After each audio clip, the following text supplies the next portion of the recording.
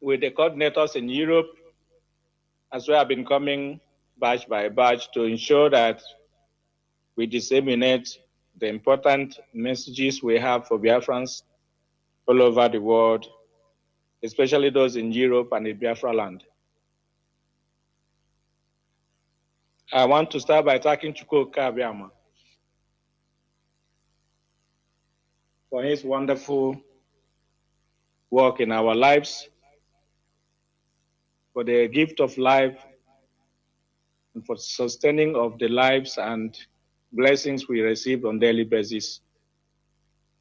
That's the reason why we are able to come tonight to speak.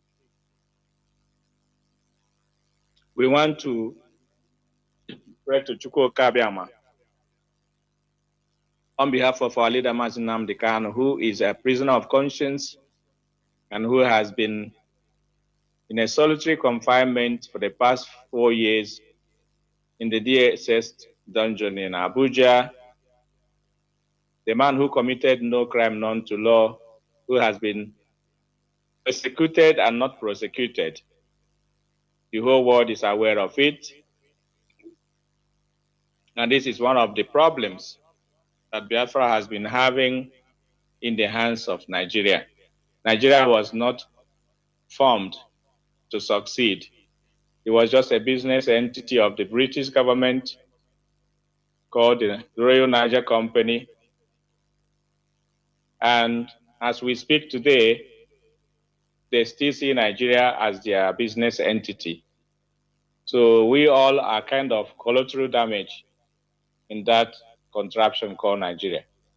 The only solution to reclaim our dignity, our honor, and respect is to restore Biafra. And every other nation that amalgamated into the Nigerian business center, we call it, every other nation who has been, unfortunately, been amalgamated should also reclaim their dignity and freedom in order to be respected. Nigeria is just a mere geographical expression. There is no Nigerian language. There is no Nigerian attire. And there is no Nigeria speciality. So every nation is on their own.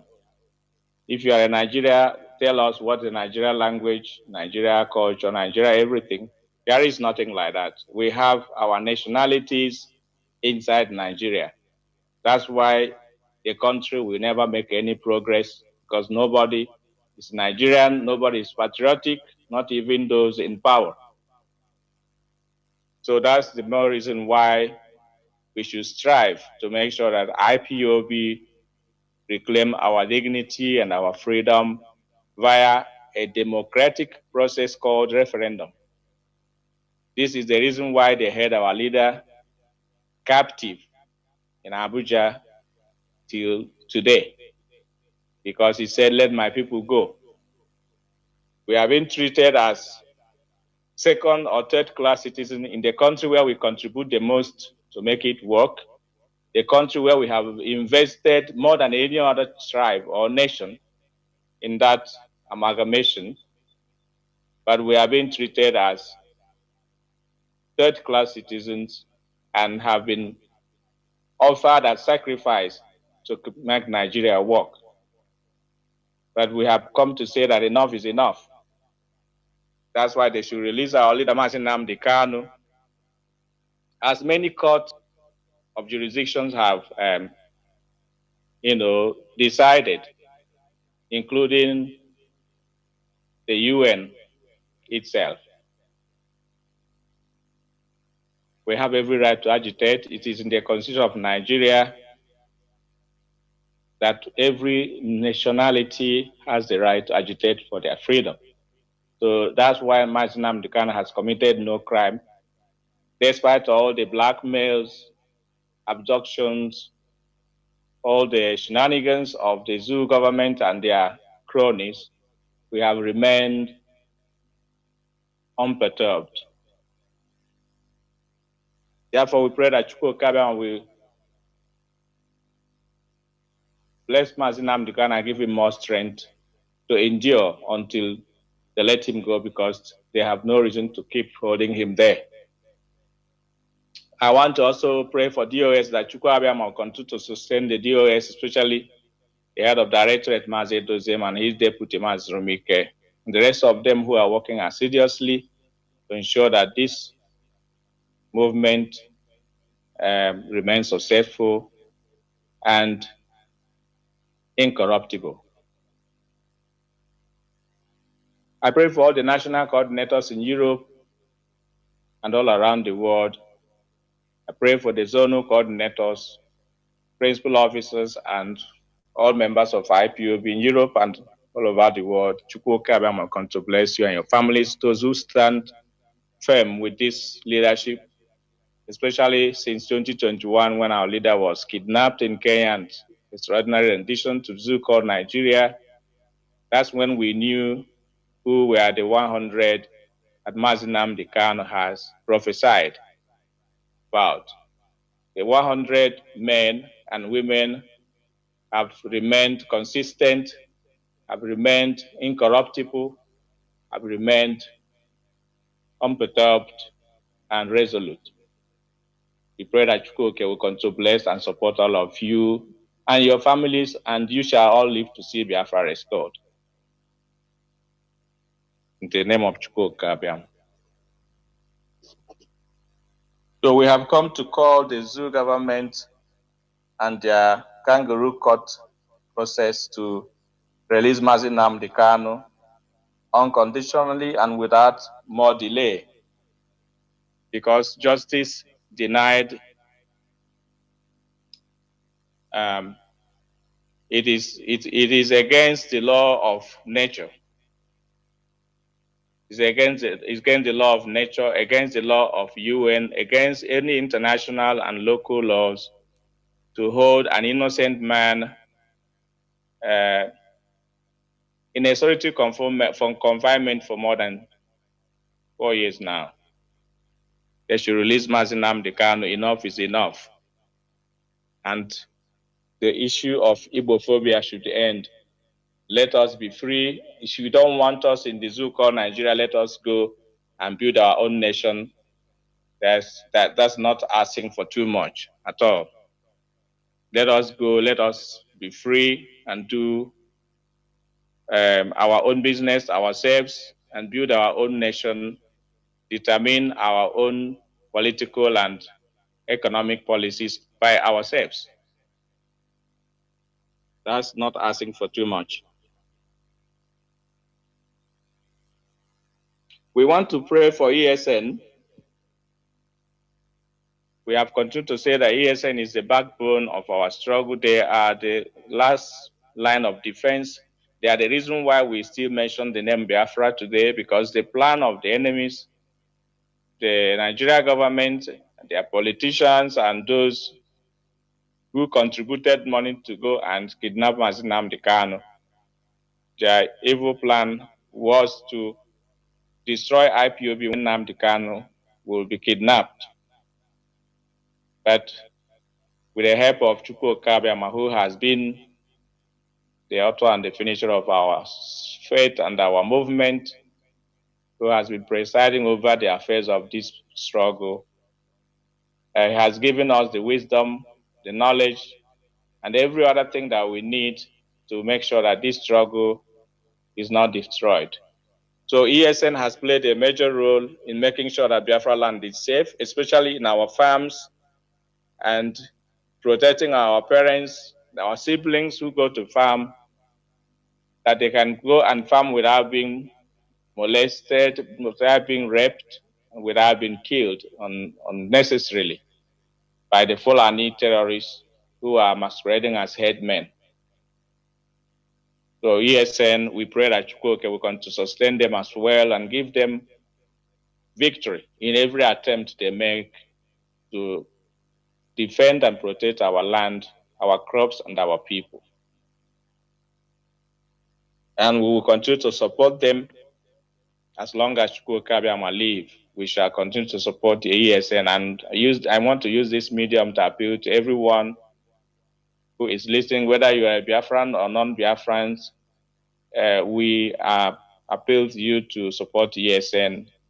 You can do so by going to the IPOB website, www.ipob.org, that is .org. You will see the possibility to donate to support ESN because of the work they are doing. Especially now that the Directorate of State has launched the Agricultural Revolution Project in Biafra land to ensure that we have food surplus in our land and food security for our people. Because the enemies have come by using hunger as a weapon of war to subjugate our people and to condition them to beggars, to almajiris. Because if you have no eating, you have no time to defend yourself or ask for your right. So that's why food is very, very important in every surviving nation. There must be food security. They must be able to feed themselves. And that's what Biafrans are doing by the leadership of this movement, the Directorate of State. So we also pray that everyone should support this movement, support the Agricultural Revolution Project, which is helping to ensure that our people are not starving as the enemies have planned. And the ESN is also playing a major role by protecting those farmlands and the farmers themselves. So this is something that every IPOB and every non-IPOB member should emulate, go to farms and ensure that we have food surplus in our land. Very, very important. Thirdly, another point that I want to raise tonight is about security. As we have already mentioned last time, the security situation in Biafra land or in Nigeria as a whole is very, very shambolic, very, very porous because of the wanton killings on a daily basis by the Fulani terrorists who were working in connivance with the Nigerian government to ensure that the indigenous people of Nigeria are destroyed, their land taken by the Fulanis. Because Fulanis originally are not indigenous to Biafra. They are not indigenous to Nigeria. They have no historical evidence of being the owner of any portion of land in the geopolitical space called Nigeria. Fulanis are foreigners. They are invaders. Now they are trying to use this opportunity to grab lands from the owners of the land by killing them. This is happening in many states in Nigeria. I'm sure many people are aware of this. Plateau State, Benue State, Kaduna State, Niger State, Zamfara, and the rest of the states, they are active doing that. Killing people, now even in Yoruba land. As far as Yoruba land, they have come there to kill people in Biafra land. But we thank Chukwuoke that we have ESN in the forest who are there to wedge them from penetrating our land, because they come through the forest, and after killing the villagers, they will occupy the land and rename it to their own. And we have vowed that as long as this movement and as long as this generation is alive, IPOB will never let it happen under our watch. Biafra land must be safe. Biafra land belongs to us. We are not going to invade anyone to take their own land. We just have to say, leave our own land alone and let us build it to our own taste and for our own people. If you want to come as a foreigner, you come and rent a house and live in Biafra land, do your business and pay your tax. but not in the forest. That's what we said, and that's why they arrested Mazi Nnamdi Kanu. We maintain that Nigeria is collapsing because it's a lawless country, a country that doesn't even respect their own constitution, does not obey court order. And then what essence is the country? It is a failed state. That are all the attributes of failed states. Nigeria is a failed state as we speak. So we need to make sure that we did not capitulate, we did not retreat or surrender, because very soon we shall be free, whether they like it or not. It is written already in heaven. All we are doing here is to ensure that it's manifested in our own time. Millions of Biafrans have been killed for the sake of our freedom, and we are going to remember them on the 30th of May. So it's also very important that we do not forget the 30th of May is another day to remember.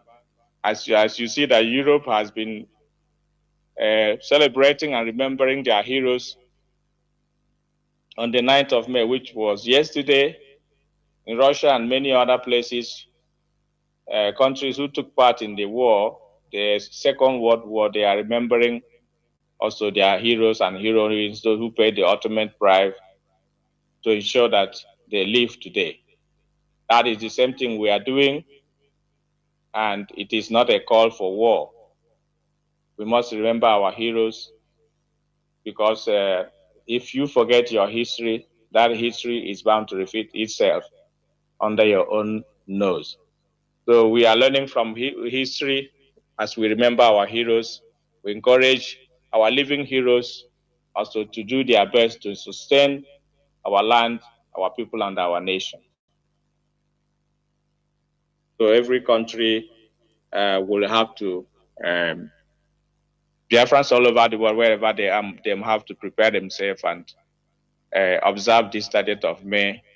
I'm sure some of my coordinators here tonight will tell the Biafrans all over the world about their preparedness to celebrate the 30th of May. So this is an action month. The month of May is an action month according to the Directorate of State. So we are coming every week or even twice a week to ensure that every coordinator in Europe will come on air and tell Biafrans how they are preparing for 30th of May, and tell them how IPOB is doing in their countries of jurisdiction, and then to pass important messages they have from their own countries of jurisdiction, so that Biafrans will be informed and be prepared for what is to come. So I want to encourage you Biafrans all over the world, especially those in Europe, to continue doing the good work. Biafra must be restored. It is a promise and not a threat. Biafra must be restored under our own watch. We are not going to bequeath the Biafra restoration struggle onto our children or children's children. This generation of Biafrans are going to restore Biafra, and we shall go home to build our own nation. Now I want to call on my coordinators who are present tonight to also address Biafrans. I'm calling on, first of all, Mazi Kenneth Ilanofe Ikechukwu. If you can hear me, please, the floor is yours now to tell us how you are doing in your country where you are the national coordinator. Mazi Ikechukwu, go ahead. The floor is yours now. They are watching it. Good people of Biafra, I bring you greetings from my assistant, Mazi Madawishi Barnabas Aloy, my zonal coordinators, and Cyprus IPOB at Raj. Great Biafrans, friends of Biafra, lovers of freedom, men and women of goodwill. Good morning, good afternoon, good evening, and good night, depending on your time zone. My name is Mazi Ikechukwu Ilanofe. I am from Agul, in Oka province of Biafra. I am serving the good people of Biafra as Cyprus National Coordinator. It's an honor and privilege to be here tonight to address some shortcomings, obstacles, and impediments via our struggle for restoration of Biafra.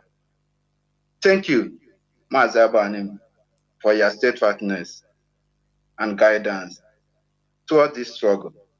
I thank our leader, Nnamdi Kanu, and his wife, Lolo Uchechi Okukanu, for her support to our leader, especially in this critical time. I appreciate members of the Directorate of State who are piloting this struggle. Thank you, Mazi Chike, for your great work. And thank you, Mazi Chinedu Jonathan, for your steadfastness. Tonight, IPOB Cyprus reaffirm her loyalty to this leadership of this great movement via the Directorate of State, DOS, under the leadership of Mazi Chike. Biafrans, remember what our leader said. Whatever DOS said is what goes. So IPOB Cyprus is strongly behind DOS. I want to use this medium to appreciate IPOB Cyprus for their resoluteness and formidability. Even in all these catastrophes and tribulations in this country, they still keep this struggle alive in this country.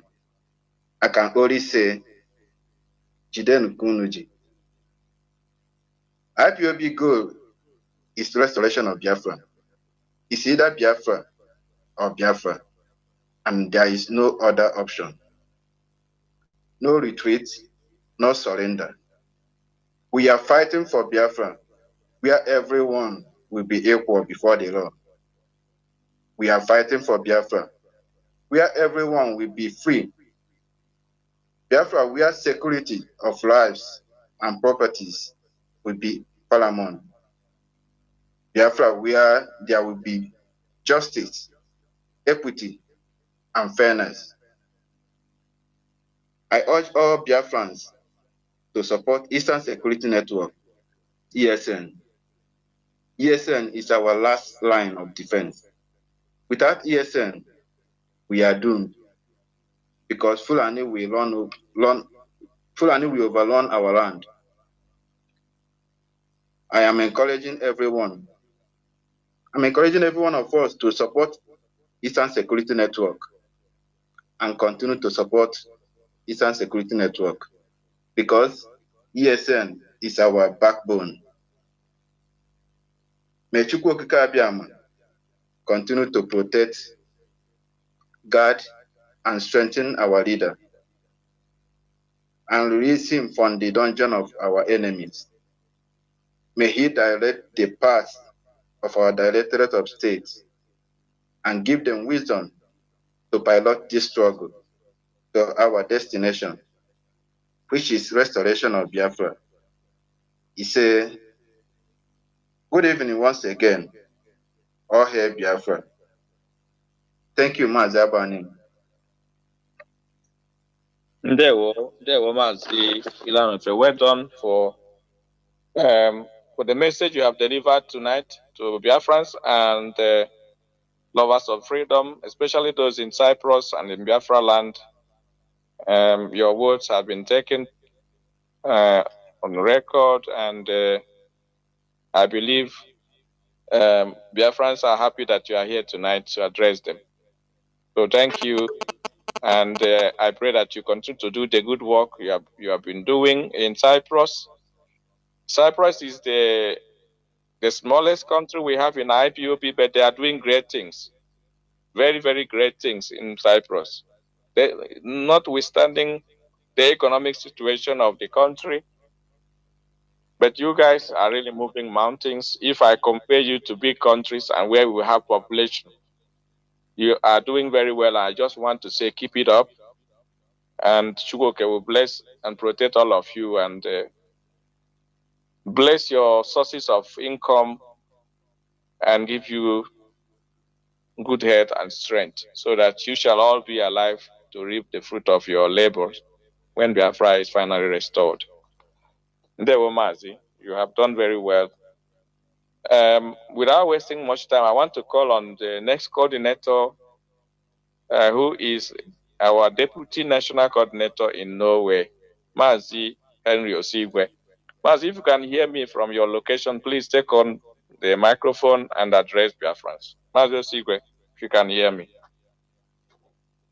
I can hear you.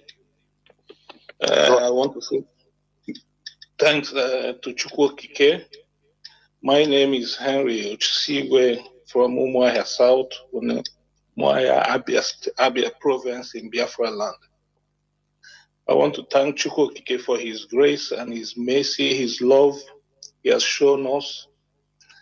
I want to thank our leader, Mazi Nnamdi Kanu, who was kidnapped from Kenya to Biafra land and to Nigeria and held in DSS Donjo.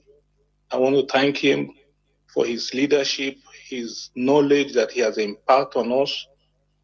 They thought that taking Nnamdi Kanu and putting him in Donjo will stop the struggle, but they forgot that before going there, he has already imparted knowledge on us, how to move this struggle forward. I want to thank Chukwokike for protecting him till now, and pray that one day he will come out and lead the massive dance that he has promised Chukwokike in Biafra land. Also, I want to thank the DOS for their standing firm, for their formidable. You know, the DOS have gone a lot of challenges, almost 3-4 challenges at the same time, fighting to bring our leader out, fighting to defend themselves, fighting to keep this struggle moving forward. It's not an easy task, but however, Chukwokike has continued to give them strength and knowledge and wisdom to move this struggle forward. Also, I want to thank my family here in Norway. I want to thank every one of them because they have been motivating my national and I. They have been strong whenever we call them up in any issue. They always answer us, and it has been so much happiness working with them. Also, I want to announce our 30th of May because it's going to be the way we used to plan, we used to do it in Norway. But however, we still have either our conference or rally that is still on board. That one is still on preparation. Going. Also, I want to call upon all the families in Norway that are still hiding or whatever is holding you people backwards, for you guys to come out and join your family. Come out and join us, Kaimbuibu, and move this forward, and move this struggle forward. You know who to call, you know where to reach. Come out and join everyone. Come out and join us. Also, our heroes that are fighting for Biafra land, the ESN. I want to thank Chukwokike for giving them the strength. I don't know, sometimes when I remember those guys, it's something of, I don't know. They are so strong. They are so formidable. They are so, they have been our backbone, standing firm, making sure that our mothers, our sisters, they are all going to the farm and doing the work they're supposed to do without being any harass or molest. I want to say Chukwokike continue to be with them and guide them, give them the strength. Also, I want to talk about something that came into my mind today or a while ago or so. I was going through TikTok or social media. I saw a preacher saying, any people or any group of people going against their ancestors, are meant for doom. And he went further to say that every one of us are on a tree, and the tree is our ancestors, and we are the branches. So when you cut yourself off from that tree, you miss the source of nutrient or source of life, and you will die off, or you dry off. So I start meditating or looking on that word. Then I remember what our leader used to say some times ago. He said that his allegiance lies with the dead. One time he was making a broadcast with one of these barristers many years ago. He said his allegiance lies with the dead. Then I asked, wow, okay. If your allegiance lies with the dead, so your allegiance lies with your ancestors. And I start, meditating on these words and looking for going up and down. Then in the Bible, I saw in the Bible, he said in Jeremiah 6:16, he said, follow the way of your ancestors. Some translations said, follow the way of the ancients. Some said, follow the way of the old. Okay. I keep on looking, gathering all these informations. I said, okay, how does this thing affect Biafrans? How can we put this thing in practice in Biafra or in this our struggle we're doing? And I start looking at the Biafran War. I start looking at IPOB. It's okay. During the Biafran War, according to history and facts and records that are kept during the Biafran War, we found out that the Biafrans are leading this war. We are winning the war before something happened, before sabotage or betrayal happened. What happened? What caused that sabotage and betrayal? Then I look at IPOB. I found out that from the time of what do they call that? Well, from the time of the COC, the coordinator of coordinators, till today, we have been having betrayal, sabotaging every time we have been having one thing or the other. But something is keeping us moving forward. No matter what we get, no matter what comes to our way, IPOB keep standing up. To shake us, we'll stand up, we'll move forward. To shake us, we'll move forward. So I start looking at the prayers, some of the prayers that our leader used to do, and the HOD. Sometimes he will say we should take kola nut and call upon our ancestors for them to come and help on this struggle. Then for that, I said, okay, why don't we do something like that? Why don't we call upon all our fallen heroes, all those that have been killed because of Biafra? Because this fight now we're supposed to invite because our director said sometime that when the time will come, even the trees will fight for us.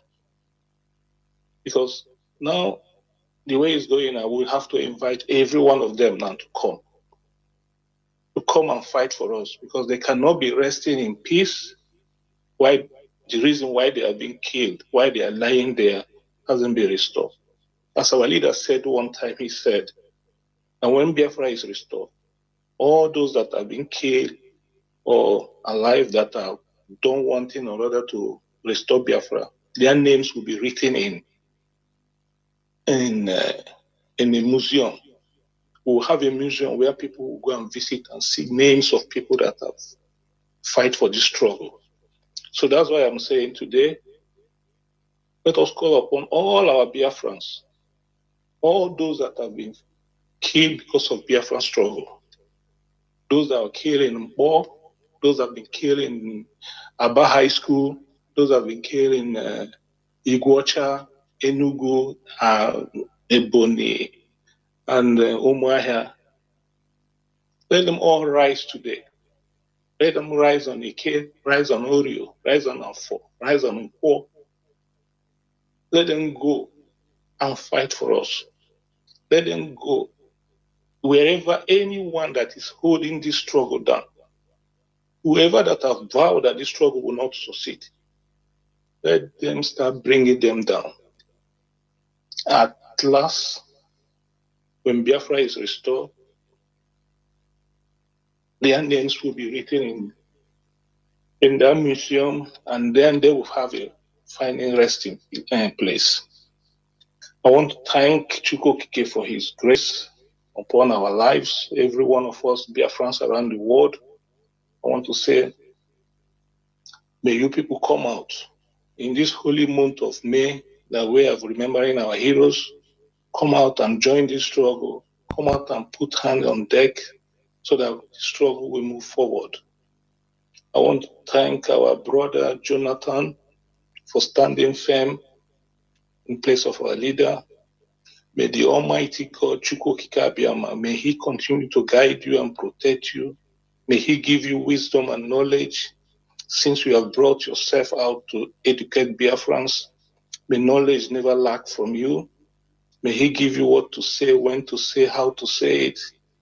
At the end, our leader, Mazi Nnamdi Kanu, will lead the ultimate dance in Biafra land, and we will glorify His holy name, Chukwokike Abiyama. He said,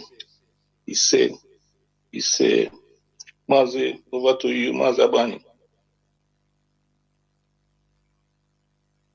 And there were Mazi Osigwe. You have done well, delivered your message from a different angle and calling on our ancestors, especially those who have paid the ultimate price with their own life, to come up and rise to defend our cause.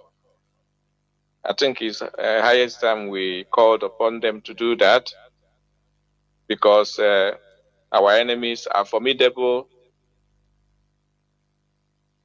They have come to maim, to kill and destroy. But like I said at the beginning, our struggle is anchored in the mighty name of Chukwokike Abiyama. All they are doing is to delay our cause, but they can't stop it. No one born of a woman, no human that is of flesh can stop the restoration of Biafra. All they can do is to delay the restoration of Biafra. But at the end, they must bow to the supremacy of Chukwokike Abiyama, who is presiding over the affairs of Biafra Restoration Project. Those who paid the ultimate price should rise. It is the highest time they rose to fight this war with us and for us, so that they also may rejoice in what they have done and what they have paid the ultimate price for. History has, told us how much Biafrans have been killed, especially during the pogrom of 1966, when they killed tens of thousands of Biafrans and put their dead bodies in the train that is coming to Biafra land. This is the worst pogrom ever recorded by any nation on earth. This is to tell you, we have killed you, what can you do? Sending the dead bodies of our people in trains coming to Biafra land from the north. But the good thing in all this is that there is what is called comeuppance or karma. If you look at those who killed our people in mass and beheaded them, put their bodies in pieces and send them into a train coming to Biafra land, their land is not safe as we speak. This is the reward. Look at Jan Danjuma, look at Gowon. The reason why Chukwokike Abiyama kept Gowon alive is to see the consequences of his atrocity against innocent people, innocent Biafrans. He killed women and children, even pregnant women were killed and their fetus taken off their womb and smashed on the ground to make sure that there is no remnant. That was ethnic cleansing. The same way the Fulani terrorists are killing them now in that part of the zoo called Nigeria. So it is the consequences of what they have done to Biafra. But that's not yet enough. Gowon will live to see the restoration of Biafra before he dies.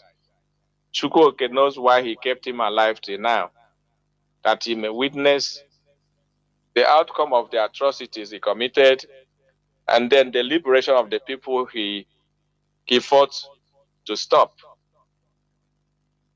He colluded with the Fulani-led Nigeria government and killed fellow Christians. Fellow Christians. Imagine that.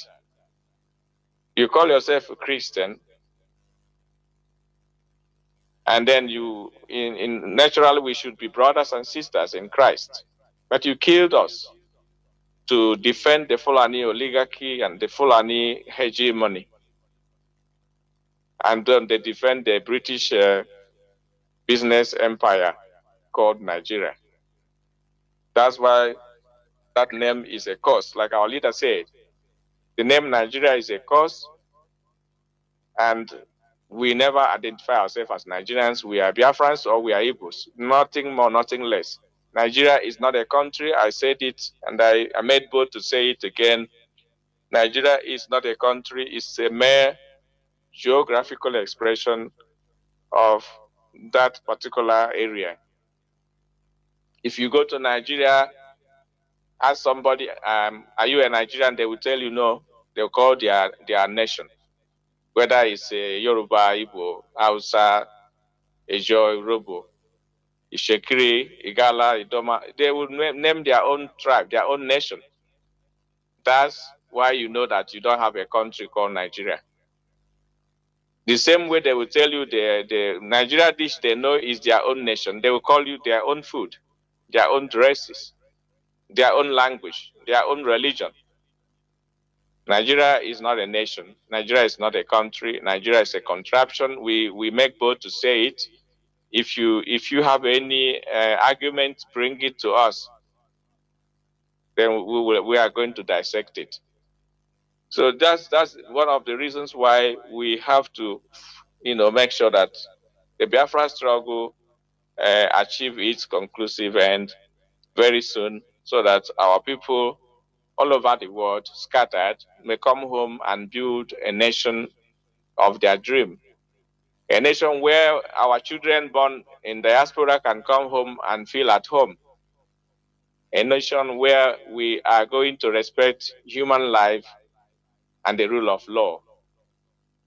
We have to show Nigeria, if Nigeria will be still in existence, by then they will see what is called a civilized nation, that it is possible. We all live here in Western world.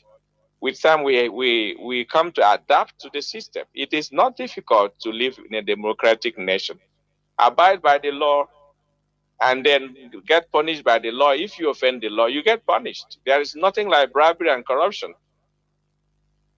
Nothing like that. Everybody is under the law. Only in Nigeria, some people are above the law. As long as you have connections, you have money, you can do whatever you like and you go scot-free. That's why Fulanis, after killing people, after destroying a whole village, none of them is called to book. None of them is arrested. None of them is taken to court. But if you kill one of them as in a self-defense, then they will take you to court. They will jail you or kill you. So who is fooling who? We cannot say we are in one country with a lopsided rule and regulation and a kangaroo court where the highest bidder get justice. No, we have said no to Nigeria, and we continue to say that until Biafra is restored. That means we are not going to give up, notwithstanding your shenanigans, your blackmail, abduction, and killings, extrajudicial killings of Biafran, kidnap, we are not going to stop until you give us a referendum. And after the referendum, as I said last time that we came on air, if we Biafrans go to referendum and we lose, then we are going to hands up and abandon the Biafra restoration project. Without any referendum, we're not going to stop. We go nowhere. So we want to ask Chukwukabe want to continue to sustain this struggle, sustain the people who are making it happening in every country where they are, including those in Biafra land who are bearing the brunt of the atrocities by the Nigeria government and their cronies, those politicians who have sold their birthright for the pot of porridge, who are not thinking about tomorrow, but for what they can gain now. That's why they are cross-carpeting to APC because of money and power, because none of them has any ideology. If you have an ideology, if your party doesn't win, you go back to the drawing board and see what you can do to gain more votes, gain more supporters in the next election, not jumping from one party to the other just to get power and to get money. This is a sign that Nigeria is a failed state. There is no ideology. Everybody is coming to steal. No one is coming to make any sacrifice for the betterment of the people. From year to year, people are getting poorer. If you say it, they will attack you, as they're attacking P2B recently. They don't want to hear the truth because they are the center of darkness. Whenever they see any light shining from anywhere, they will run to block it because they want to remain in darkness. That's why our leader, Mazi Nnamdi Kanu, called them zoo. When you call them zoo, they become offended. But what they do is even worse than zoo, because zoo is a bit organized. If you come to the Western world here, zoos are very clean, organized, and even a place of visit where you can visit and spend your whole day with your kids watching the animals. But in Nigeria, you are not even safe to go there with your kids. So it's worse than a zoo. So we are making bold to say that nothing can stop the restoration of Biafra. The zoo, we reiterate that the zoo government should release Mazi Nnamdi Kanu and stop the kangaroo trial.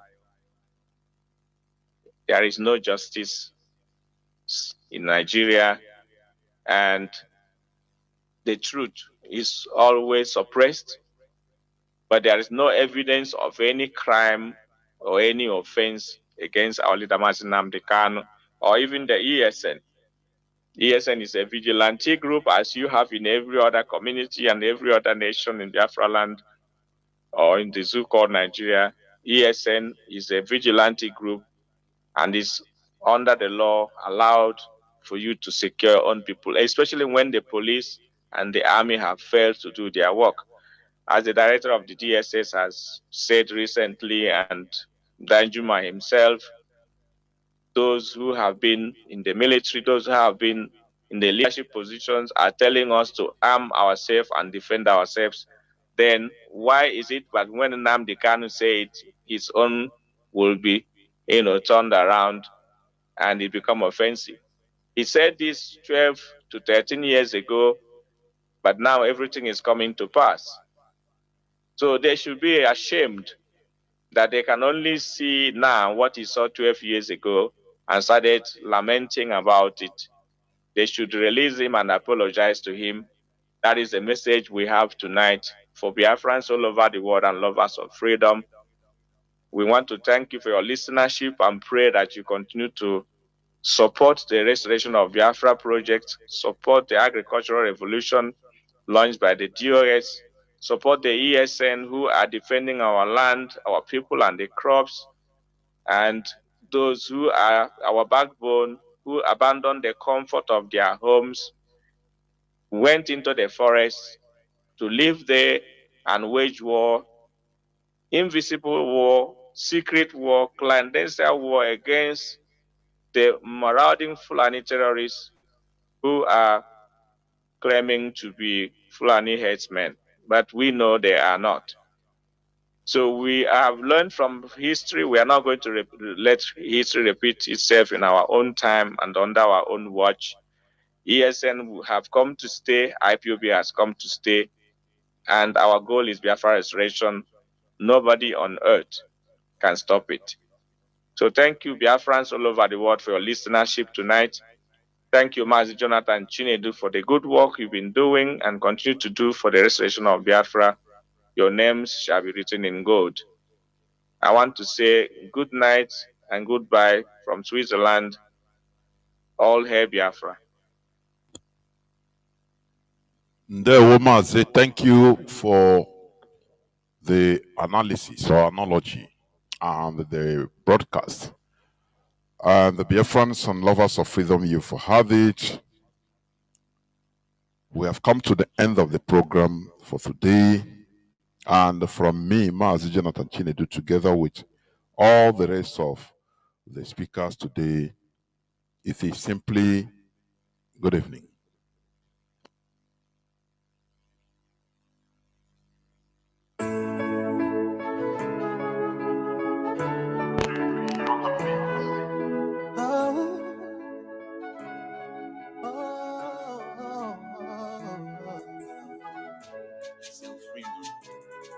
Oh yeah. There comes a time. The whole wide world will welcome the rising sun.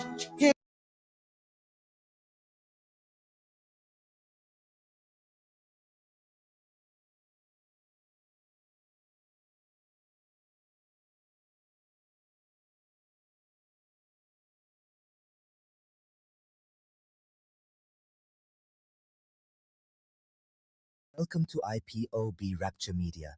Ipob Call to Action. Biafrans return to farming. Invest in agriculture.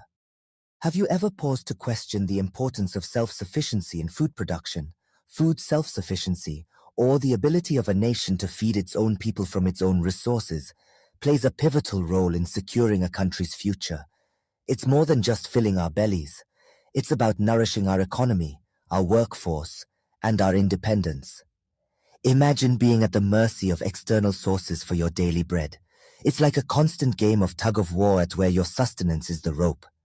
Any moment the balance could tip and you'd be left scrambling for resources. This reliance could pose potential threats to national security and economic stability. Outsourcing our food needs puts us in a vulnerable position, susceptible to price hikes, supply chain disruptions, or even political manipulations. But let's flip the coin and look at the benefits of self-sufficiency in food production. Firstly, it empowers our economy. When we invest in agriculture, we're not just planting seeds in the soil, we're sowing the seeds of economic growth. The farm-to-table journey involves many hands, from farmers to transporters, from retailers to restaurateurs. Each link in this chain represents a job, a livelihood, a boost to our economy. Secondly, it ensures food security. By growing our own food, we can control the quality and quantity of our produce. We're also less likely to experience food shortages, ensuring that no one in our community goes to bed hungry. Lastly, it promotes sustainability. Agriculture done right can be a tool for environmental conservation, preserving our land's fertility for future generations. So you see, self-sufficiency in food production is not just a matter of pride, it's a matter of survival, of economic prosperity, and of national security. Understanding the importance of food self-sufficiency sets the stage for our discussion on the call to action from IPOB. Recently, the indigenous people of Biafra, Ipob, called on Biafrans to return to farming and invest heavily in agriculture.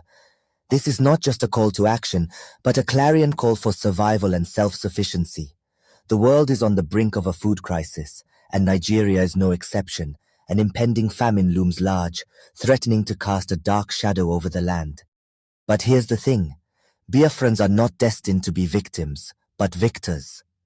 Ipob, led by the indomitable Mazi Nnamdi Kanu, believes that Biafra has the means and the fertile lands to avert this impending danger. This call to action isn't just about planting seeds in the ground, but planting seeds of hope, resilience, and self-reliance. And it's not just about farming. It's about creating an entire ecosystem that supports agriculture, from cash crops to animal husbandry. It's about building agricultural cottage industries that process and preserve agricultural products for export, turning Biafra into a powerhouse of agricultural productivity. So where do you come in? IPOB is appealing to all Biafrans philanthropists to support farmers in their communities. But this support doesn't only mean giving temporary food items. It means providing seedlings and other farming implements. It means encouraging and supporting farmers to go back to farming, to go back to the land that once provided for us all. And it's not just about the present, but about the future. IPOB is urging Biafrans to invest in agricultural research centers. Why? Because quality research and development is key to growing our native food products efficiently and sustainably. It's about learning how to fish, not just buying fish to eat. This call to action is not just about investing in agriculture, but also about investing in the future of Biafrans. It's about securing our food supply, about ensuring we are not left vulnerable. It's about taking control of our destiny, one seed at a time. Because at the end of the day, a nation that can feed itself is a nation that can stand tall and strong, no matter what comes its way. IPOB is not just calling for action, but also taking tangible steps to promote agriculture in Biafra. The indigenous people of Biafrans, or IPOB, is not simply sounding the horn for agricultural investment, but it's also actively participating in the drive. A key aspect of its involvement is the provision of high-quality seedlings to selected farmers for the planting season. By doing so, IPOB directly incentivizes farming, providing the necessary tools that allow farmers to produce bountiful and healthy crops. But the commitment of IPOB to agriculture doesn't stop at seed distribution. It is also deeply involved in securing farmlands against potential threats. The Eastern Security Network, or ESN, an arm of IPOB, is instrumental in this security effort. They have made significant strides in protecting our forests, bushes, and farmlands from the threat of marauding herdsmen. The ESN's role is not just about physical protection. It's about creating a safe and conducive environment for farmers to cultivate their crops without fear. It's about ensuring that the hard work of our farmers is not destroyed overnight by external forces. Moreover, the IPOB and ESN's commitment is a stark illustration of their dedication to the cause of self-sufficiency in food production.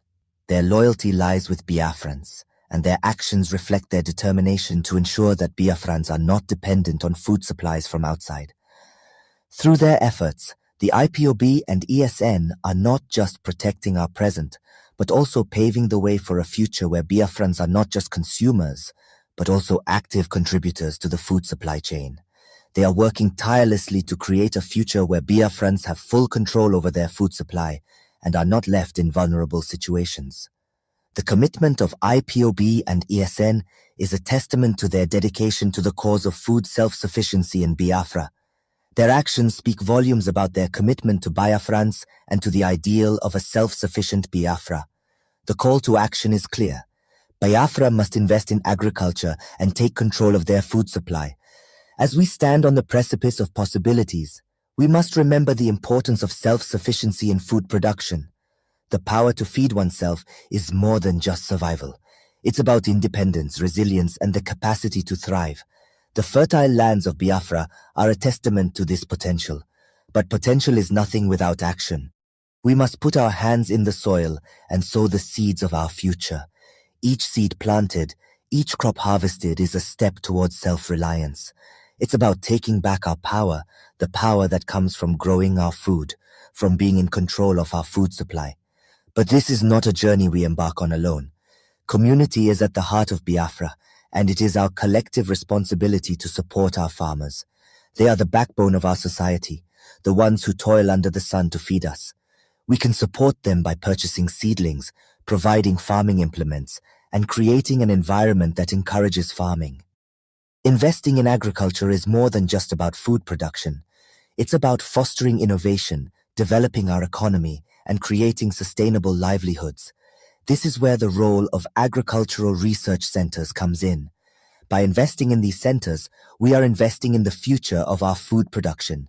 We are promoting research and development that can help us grow our native food products more efficiently, sustainably, and profitably. But remember, it's not just about what we can grow, it's also about what we can raise. Animal husbandry is another area where Biafrans can invest. The livestock we raise provides us with a source of protein, a critical component of a balanced diet. By investing in agriculture, Biafrans are not just investing in their present, but also in their future. It's time to take action and secure the future of Biafra. This is our call to action. It's time to roll up our sleeves, dig our hands into the earth, and plant the seeds of our future. Let's take control of our food supply. Let's invest in our agriculture. Let's secure the future of Biafra.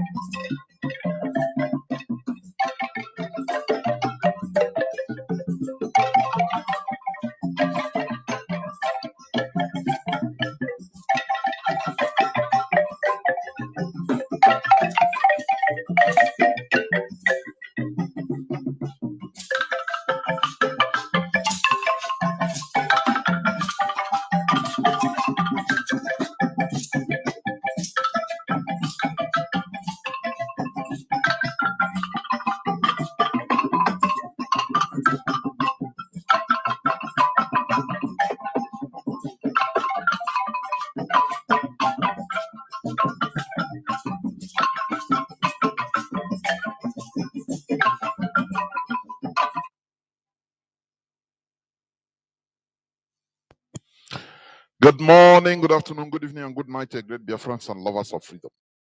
This is Radio Biafra House of Service coming to you through Radio Biafra London. My name remains Mazi Jonathan Chinedu from Olu province of Biafra Land, and we are here live and direct. Today is the 6th day of March 2025. Okay. Therefore, I welcome each and every one of you to welcome your friends and well wishers onto this hallowed platform, where we preach the gospel of both physical and mental liberation. Because there will be no genuine physical liberation without mental one. Therefore, we are live and direct. And I hope my voice is coming out on IPOB Community Radio. Yes, of course, it's coming out. Therefore, we are live and direct. You know, last time my voice was marred by technical issues, both on IPOB Community Radio and the broadcast, I think, last 2 days on the 4th. But today, I think I'm coming out clear because that of day before yesterday was not from my side anyway. But we are live and direct. We remain formidable because we are focused on our goal. And what is our goal? The restoration of Biafra, because Nigeria is meant a graveyard. Nigeria is serving only the purpose of her creator, which is Britain. That is it. But we have come that we shall take our destinies on our own hands, or by our own hands. And that is what we are doing. We are not doing it because it is an easy job. We are not doing it because it is not difficult, but because it is very tough and it is the right thing to do. It is a very hectic, tedious, uphill journey. Irrespective of the fact that the world today is bridled with different geopolitical problems. The world today is riddled with different geopolitical problems. You know, like I think yesterday, France brought out a rhetoric that Russia is a threat to them, to the whole of Europe, that they can rely on their nuclear weapon in order to defend Europe. These are, when you look at what is happening to the world, you say, what the heck is happening? Why is it that Europe look at the First World War started in Europe. The First World War started in Europe. For your information, because we go back to history. The First World War started in Europe by Europeans. Austro-Hungarian Empire, together with Germany, they started a war against France, England, Russia in the east, and the world was immersed in a very terrible war. Let me tell you something. I don't know where the world is heading, but there is something heavy on the air. And remember, it is during that First World War, I think, that engulfed more than 20 million people massacred, killed. It was as a result of the First World War that this so-called women rights in 1918 emerged in Europe. Do you know that? Before, women in Europe were treated as servants. The way Buhari treats his wife in the other room only. That before 1918, for your information. The main cause of so-called women rights and women started working in Europe, because before, European women never work. they never work in factories, or their job is to serve their husband, breed the children, and that is it. What I'm telling you is, before 1918 of yesterday, just 100 years plus only yesterday, people that are teaching us women rights today. It was when the European males were being sent to the war front and dying. They died in wholesale everywhere. Now the women, for the first time in Europe, was requested, because there was no more manpower. No manpower to work in factories, even to contribute for the war effort. Nothing like that. People everywhere, population of men diminished radically. They have no choice than they say, what is we have women everywhere. There is no need of leaving them in the house only caring for children. There was no men again. So they have to start employing them, say, come, encouraging them to come out to go and work. They started wearing this working materials, trousers. That started when you see women, European women, ladies wearing trousers today. It started 1918 of yesterday. For ages in Biafra land, our women, we are taking part in governance, working alongside our men. Are you hearing me? 1918, they started working, women, in European women, for the first time, officially. Now, people that were not allowed to work, do you think that they were allowed to take action or take any post in any political post? The answer is no.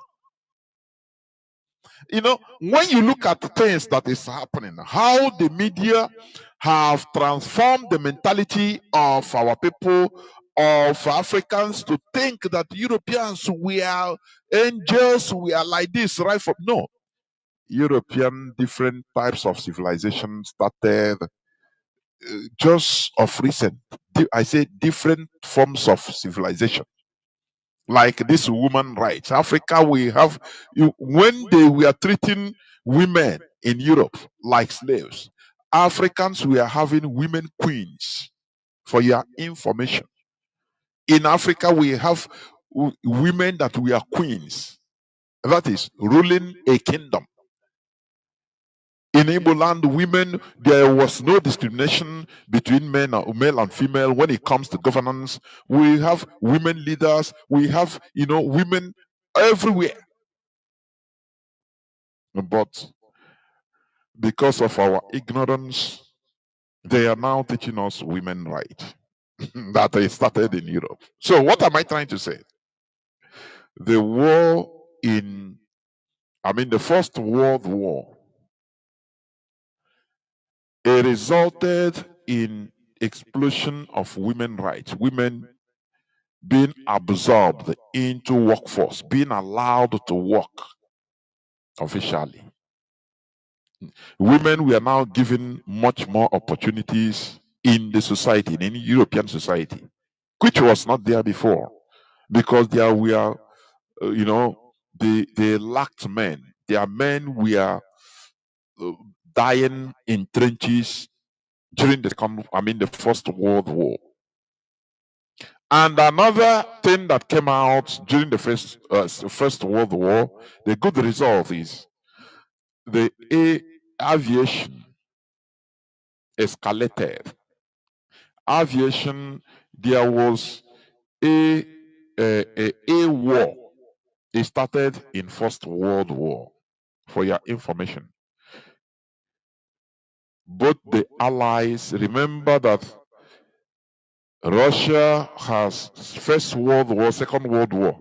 Russia fought always alongside with Western Europeans, with allied forces, for your information. And Russia fought bravely. After all, the Second World War, Russia was the first country to reach Berlin, to bring down Hitler. It was Russia, for your information. But all these things, they will not, maybe you don't know. The way the media twisted things, the mainstream Western media twisted many things, you will not know. So now, and another good thing in the result of First World War, there was this development of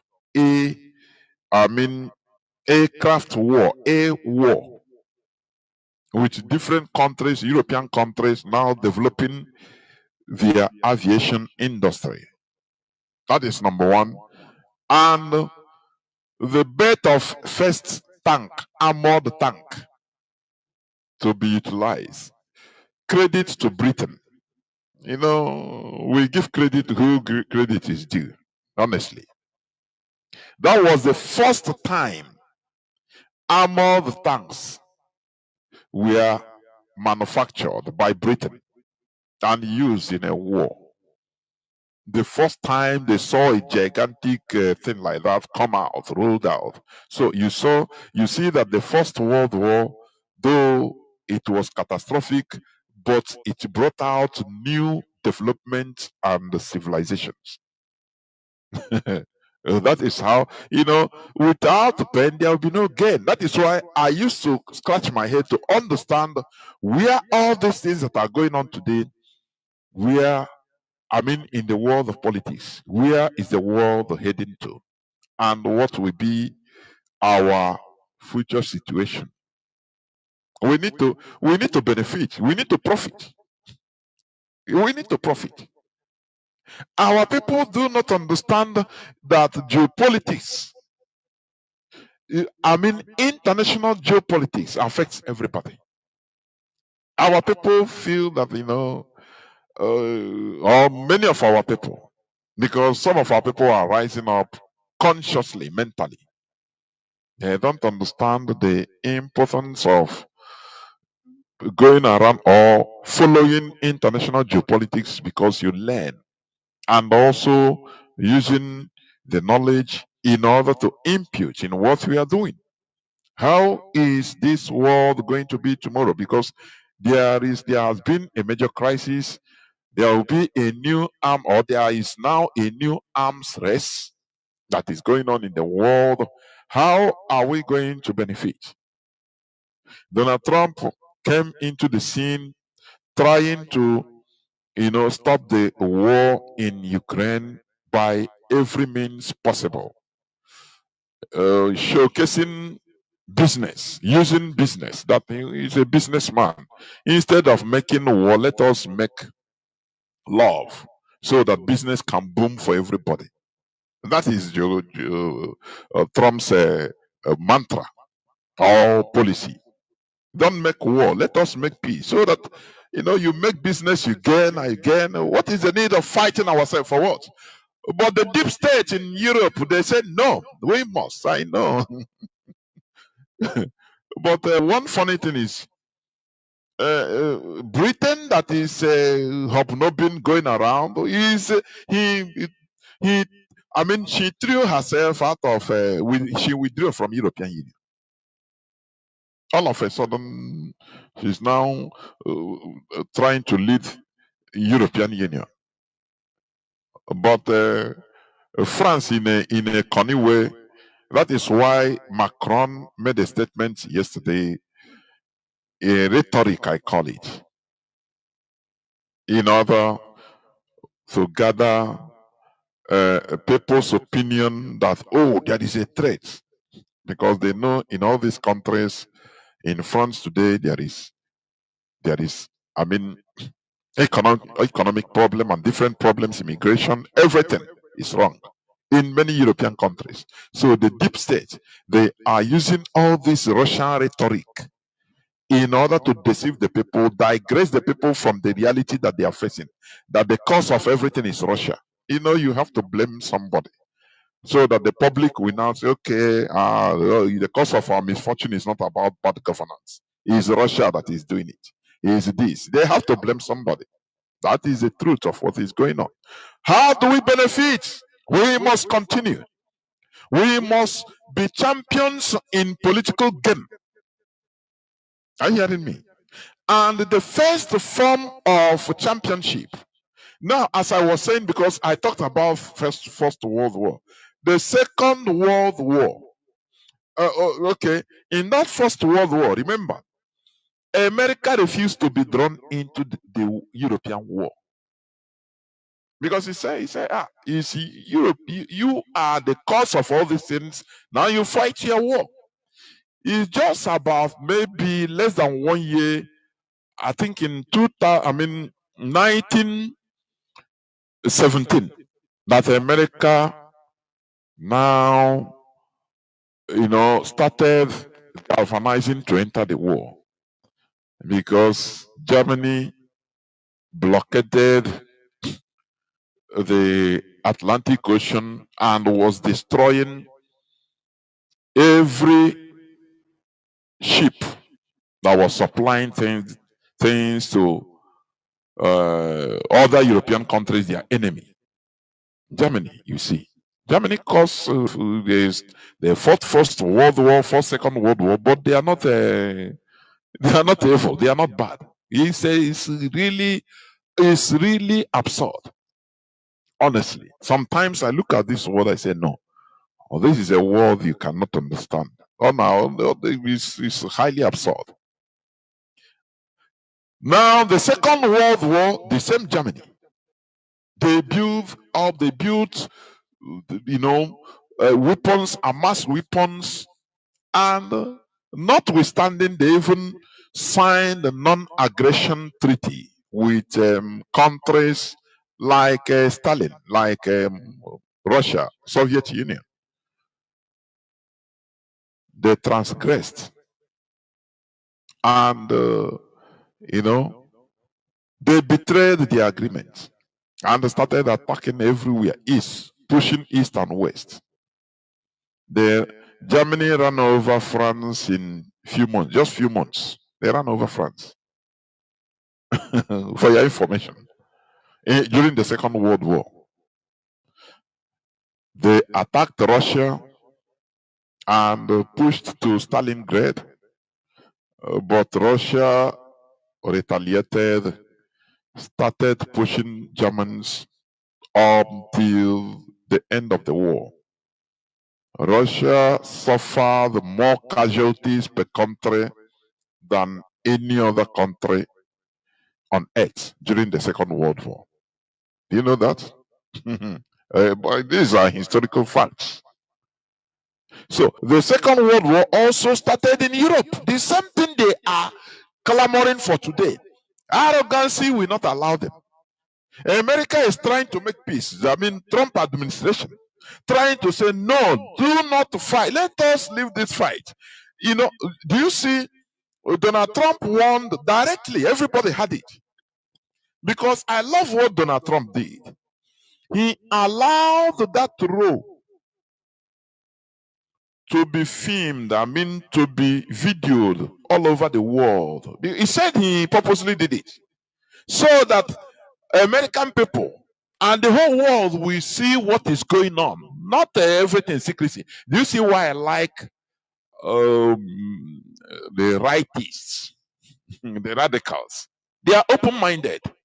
It doesn't matter the way you term them. They don't have any other thing in mind. They are straightforward. They tell you how things are, how they feel, and they don't have any other plan behind. But all these, you know, the what do you call them? The leftists. They will praise you from before, you know, from in front of you, praise and laugh with you. You don't know that they have knife hiding at their back. Once you turn around thinking that you are with your friend, they will stab you. Hypocrisy. That is one thing I hate. Hypocrisy. I'm telling you. But this, so Trump warned Zelensky. He said, you are risking a third world war. And all this first, second world war started the same place, the same side. The first, the killing of a Serbian Duke in Austro-Hungarian Empire. This Austria, small Austria you are seeing today. They also cause havoc in Europe. For your information, that time it was called Austria-Hungarian Empire that encompassed different other countries also. But after the First World War, many of all these countries liberated themselves from this Austria-Hungarian Empire. And Ottoman Empire also was defeated because they fought alongside Germany, alongside the Austro-Hungarian Empire. They were defeated, and the Middle East you are seeing today, the map of Middle East you are seeing today started being clear, emerged. Britain and France, they lied to the Arabs during the First World War. They set them up, say, hey, just revolt against your colonizers, because that time Ottoman Empire, which is Turkey today's Turkey, colonized the Arab world, the Middle East. Britain connived, meet them. You know, in war, everything is allowed. The deception is allowed. It's a weapon of war. That's why when I see our people cry and say, hey, this is Fulani, they use takia, I say, shut up. You don't know that it's takia is a weapon of war. Deception. You don't know in war you use any type of any weapon at all. Propaganda, deception, all is allowed in a war. Britain and France, they cornered the Arabs and made them and told them that, look, revolt against your colonizers, the Ottoman Empire.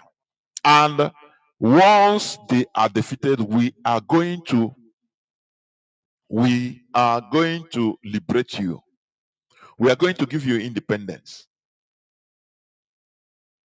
That is what happened. And these people, they want independence. They say, okay, they rally around in the whole of Arab countries, they stirred up rebellion, started fighting against their colonizers that allowed Britain and France to emerge as winners. And also, as they met the Arabs, they met the Jews of Europe, say, come help us to fight. We are going to create a Palestinian state, Jewish state. Do you see? Without the Arabs knowing. That is a pure deception. As they go and promise Arab one thing, privately. They also come to the European Jews that we are suffering persecution. They say, no, now your persecution will be over. Once you help us to win this war, we are going to establish a state, a Palestinian state, Jewish state for you, and you will now be independent from Europe. You come out to have a country. You have a country in the Middle East. The Arabs don't know this. That kind of what I know here politics. If you know how to trick for your benefit, for your collective benefit. Stop saying that and then use your own.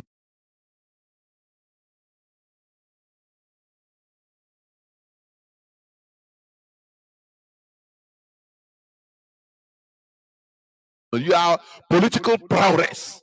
That is a past. Look at today. Let me read this news because today I'm talking on general peace. Look at what the news of these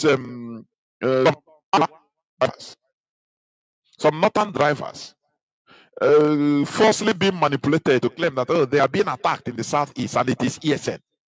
Do you see that? Of which IPOB has released a press release countering that. It's a part of the blackmail. It's the ongoing Nigerian blackmail. But they protested in the north. Do you see that? Let me tell you something. The primary form of civilization is organization. Able to organize for collective interest. I've been hammering this here. Collectivity, organization, being able to organize your people. People that are organizable, that is the primary civilization, number one civilization. You are civilized, in that way. That is primary civilization. People that are unorganizable are primitive. I've been saying this because the question, the reason for organization is to have a common front so that you no more be divided. Yes, each person have his or her own selfish interest and agenda. But a people that are able to come together and say, no, let us work together as a people, have our collective interest to be priority over our individual interest. That is civilization. Civilization 101, for your information, which is what we are lacking. That is why I call our people that we are still primitive. Until Mazi Nnamdi Kanu came and organized us, IPOB, one family worldwide. When a people can be able to be organized under one ideology, under one focus, that is the first step to civilization, to advancement. Now, what am I trying to say? This news, it says Ariwa Consultative Forum worries over attack on northerners in southeast, demands compensation for victims. You see this? Do you see what they are doing now? On March 5th, that was yesterday. Do you see? Let me break it down a bit. Listen.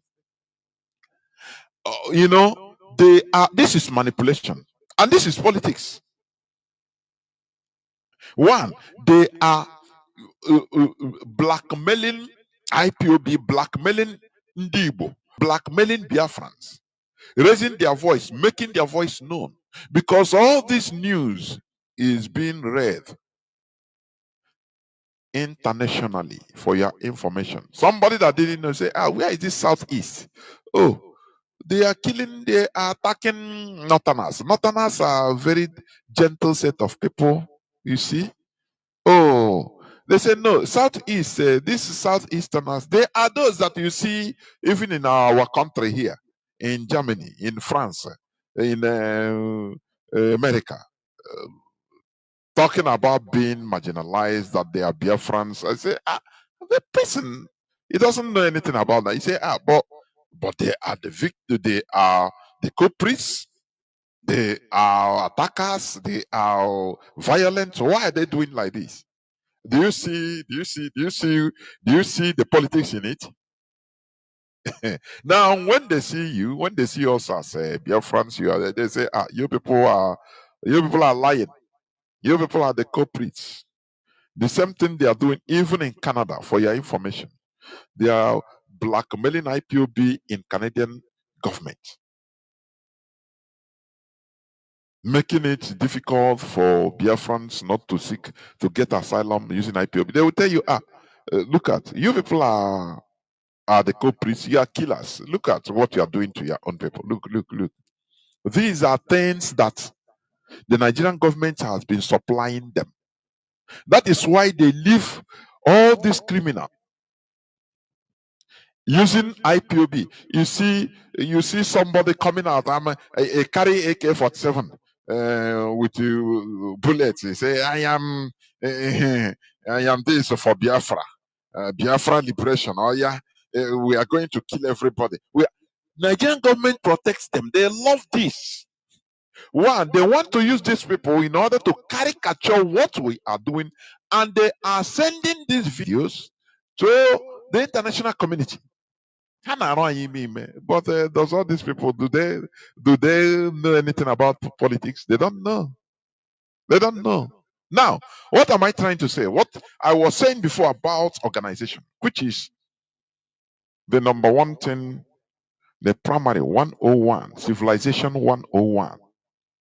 Do you see how this Ariwa Consultative Forum, they manipulated, even if they pay the people to come and to go and protest in Jos, it is part of it in order to blackmail us.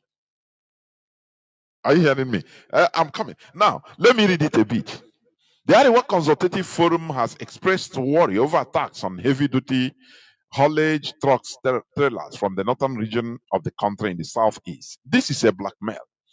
The group decried the government inaction over the occurring attacks and called on the government of the affected states to pay compensation to lives and injuries as well as the goods lost to such attacks. Are you hearing it? The ACF spokesperson Mohammed Baba issued a statement on the matter on Tuesday. I was there before yesterday. He said drivers are subjected to vicious and unprovoked attacks, which are lie, leading to murder, burning of vehicles, and looting of goods in transit, such as foodstuffs and cattle. Okay, now I will not continue this reading the garbage. There is something I want to bring out there. Do you see how they were able to organize and bring out fallacy to portray to the world that it is reality? Are you hearing it? Now, do you know that all these governors in our land, they will be pressured privately to pay compensation? Remember, Okezikwazo paid the compensation a few years back to a manipulated or stage managed attack in Abi. Do you remember that? They have to pay, I think, is it Okezikwazo or Hope Uzodinma paid 8 million, is it $8 billion, 8 billion naira? Do you remember that? They are going to get this again. They take out money from these people because they will be, as they write it like this, you think that the idea is finished. Do you think that they are on the back for me? No, they continue pressurizing through their groups, through the Nigerian government, that you have to pay for you to stay well in your governorship, and they will pay. The money is it their own? And no person will know. Okay, let me read again. Let me read another news headline. That was yesterday's news headline. It was on Vanguard and on Sahara Reporters. Suspected bandits kill Catholic Church Reverend Father Okechukwu in Kaduna after abducting him from home. They killed, he's an Igbo man. In Kaduna, suspected bandits, that is Fulani terrorists. Do you see our people, any of our people gathering to protest about this? And many people that have been, many Igbo people that have been abducted and killed in the north. No, Kaigo one Yejoku. Do you see that? Many of our people are being killed every day in different parts of the north. But our people keep quiet. They don't talk. They will cry, go meet their pastors. That is the worst part of it. And they will comfort them, say, "Nah, birin na so." I never see an Igbo man that lived in the north that have a good testimony of living there. Are you hearing what I'm saying? I say, I never, you can hear when Wachineke used to talk about his stay in the north. He stayed in the north. I never stay in the north. Right from beginning, I was made to head that place. Even when I saw my father he told us stories that made me even I chill living in that type of place. Are you hearing me? So now this man in Igbo is an Igbo man, a Catholic Reverend Father, posted there. You know, there will be Britain has been using our people right even before independence as a gum for Nigeria, for one Nigeria. And it is still going on today. Catholic Church, different churches, they are posting our Igbo people to go to the north to serve in the hotspot, and they are killing them. Not only them, our people are losing their lives every day in the north. In Kaduna, Kanu, Meduguri, Sokoto, Kastina, Nasa, different parts of the north. But who is taking charge? Who is recording them? Nobody, because our people are the primitive. Is there any record about all these people being killed, which normally is supposed to stir up noise, even protests in our land? That look, our people are being murdered every day in the north by the Fulani terrorists. And these people, you know, something should be done about it. Have you ever seen it? Don't you see how they did the protest, so-called protest in Jos about taxi driver for their fallacy? Now, what are you going to say? Ganahan, who sabi pass? Who is wiser? No. You that as Igbo man, what matters to you is your individual interest. That you want to go to work, you don't want to go market. If you miss this market, you miss money. You know how no look, they abducted an Igbo man, Reverend Fado Kechuku in Kaduna. No noise. Ohanes and Igbo didn't record it, they didn't talk. Look at what they are talking, which is a lie. But this one we hear is because he's a reverend father. Maybe he's a non-reverend father. That's why. Born 1980. I think he was ordained in 2021. But he has been killed. He's an Igbo son. Who cares about him in the north? Who is making any fuss about him? After you say Nandi Amaro, he know I want my get out there. What on him on the book? No, Ponozo. What on here? What on him? Nothing we sabi. Yama we individually check on I check on any one body, she one thing or the other we kill. Guy back, not to go make just like useless chickens in a poultry farm. No person cares for our collective interest. No collectivity, nothing. Yeah, I will just hide it in Afu talk and diara. And I carry a home the chairman when he no easy. Emma not shine, yeah, Brumoto, na Bruna, in a mansion. If you near him, you don't know nothing in the head.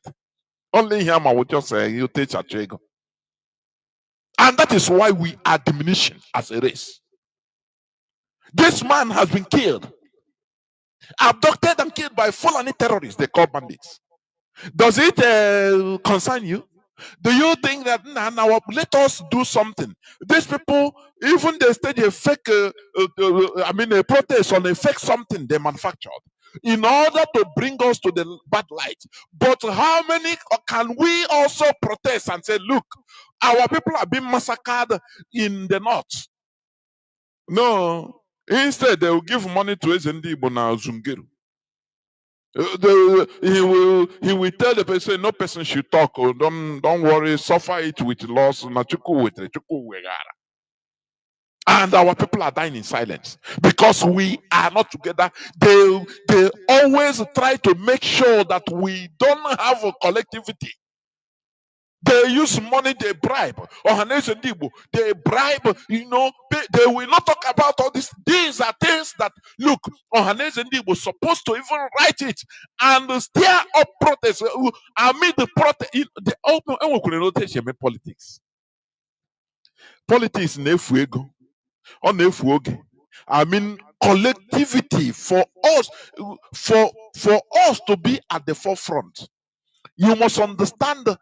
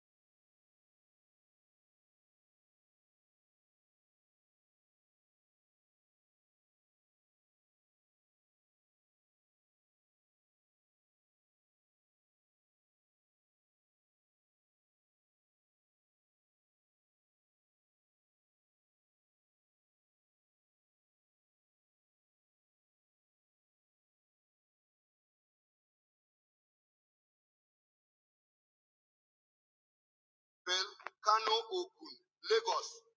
Mr. Speaker, I'm from a zone, and none of the southeast and other zones are captured in this particular place. And this is a national budget. We have to look at it critically. It's not for a particular state, Mr. Speaker. The southeast need to be included. That is my point of order, Mr. Speaker. Thank you. Thank you, Honorable. I am sure in the course of the year that might... Mr. Speaker, no other time. It is now. Let us do it now. Mr. Speaker, observation. They are already ongoing now. Yours is noted, Honorable, and will bring it to the attention of Mr. President. Order. In the near future, we'll ensure that that balancing is done. Okay? Please, let's make progress. Order, please. Border communities infrastructure carried. Military barracks accommodation carried. Military has already overtaken it. Total capital supplementation carried. Total capital observation, Mr. Speaker. South for the rail. South. Decorum, please. My highly esteemed colleagues, decorum, please. Let's maintain some kind of decorum, please. Order, please. Welcome back. This is Radio Biafra House of Service coming to you through Radio Biafra London. My name is Mazi Jonathan Chinedu from Alo province of Biafra London. We are here live and direct. Today is the 6th day of March 2020. 25. I was speaking, but I didn't know what happened. You know, this thing got frozen, and one of my one of my systems wrote me something which I corrected. I didn't know why. Sometimes it happens. But we must continue. I don't know where I stopped being hard on air, but we must continue. As I was saying, you know, number one, yes, but my voice is coming out now. I don't know. I don't know. My voice is coming out. People inbox me that I was not coming out, but I'm now coming out clear. You know, I'm now coming out clear. I think so. Yes, I think so.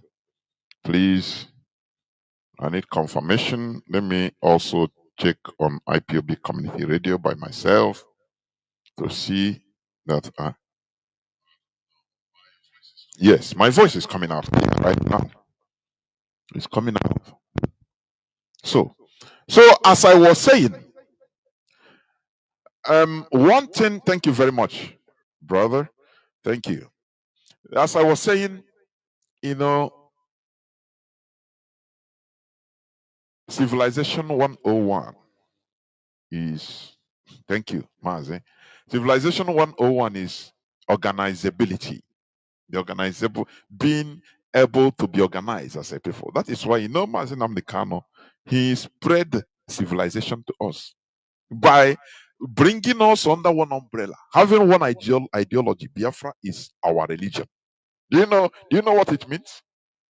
Do you know that Mazi Nnamdi Kanu, his name will be eternal in our history? Do you know that?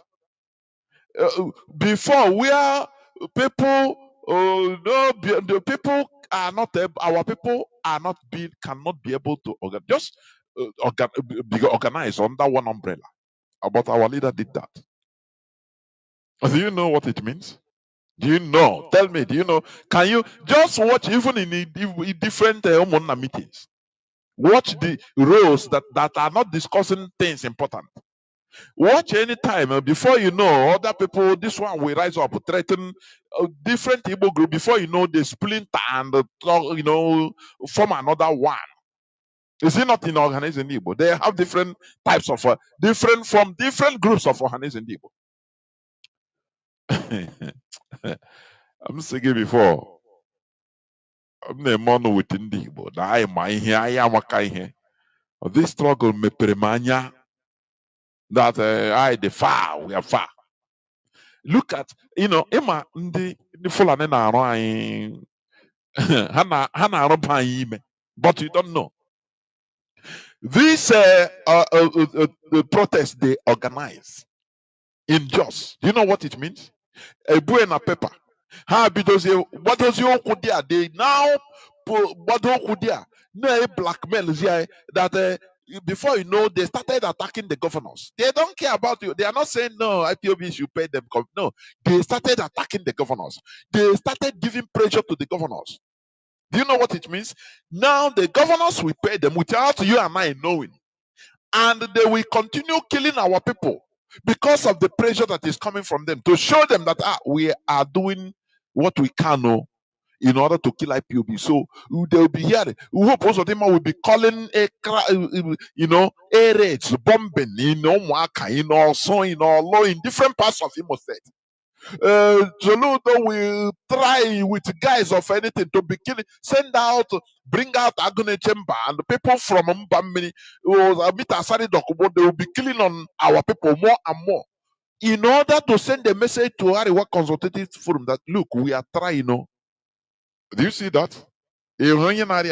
But many of us will not understand that all this pressure, whereas our people, we don't have the political knowledge in order to be giving them this type of pressure too. It's only IPOB.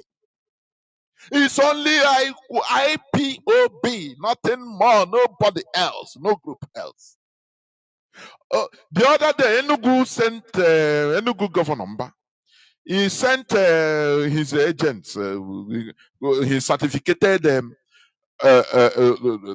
Ezes to go to meet the Sultan of Sokoto, to beg for unity, that he should not just, we will stay with your people, Fulani headsmen, we'll give them land, but let there be peace. Don't you see that? Even the people they are killing, they didn't invite, they said, this one, come here. No. Instead, they have to travel to beg for peace. Hey, sometimes our situation, say, whereas our people are dying in ignorance, buying and selling. They don't care about our collective interest. If, you know, as I was saying, politics, politics of collective survival, only ego, only time. It takes sacrifice. This one, this suspected bandits are Fulani terrorists. They kill Catholic Reverend Father Okechukwu, is an Igbo man in Kaduna. This one being carried in Nigerian newspapers. I'm not talking of thousands of others that are not carried every day. Our people are disappearing in North. Our people are people that can endure anything because of one, the religion. Everything is against us. They will go, for example, our people in Kanu. If one had that their father have been kidnapped, have been killed, who will they call? They will cry. Before you know, they go meet Ezendi Bonakano. Ezendi will tell them that no issue any statement, no talk to the public. We are going to take charge. I will inform Ohaneze Ndibo. I will inform my contact in Kanu government house. He will just paint them, bring them down for them to trust him that he is all and all. He will do everything. And they will be dying. They will not tell anybody. Now, this man, Ezendibo na Kanu, Katangura, he will now play politics with it. He goes nowhere, he does nothing. And these people will forget. They will mourn their lost father or brother. And another thing, they will go and meet their pastor. Akasiye hoping, Kasio Bindi no no chuku I ain't on a danger in this north, but what can we do? Who are we going to explain? We're only going to cry to God, Jesus, to come and help us. Finish. And when say that one, see you the whole thing. Our people continue suffering in silence because nobody, no collectivity. Do you see that we are not political? We are not political, and that is the main reason we are suffering and smiling. We are individualistic because there is no system that is being there for everybody. There is no system that is trying to at least fight. Only IPOB is bridging the gap. That is why people need to support IPOB. You must. Are you hearing me?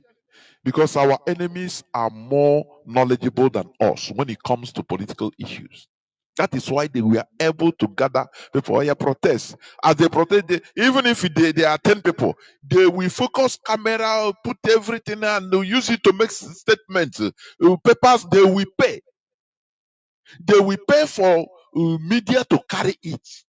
That is why I say, politics of collectivity, emancipation of a people, it chops money on a time.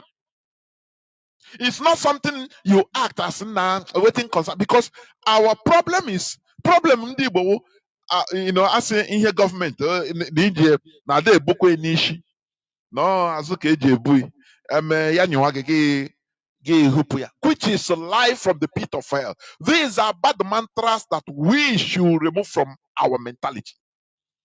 What I mean by here government, in here basara our collectivity, we need to carry it in our individual heads. Are you hearing me?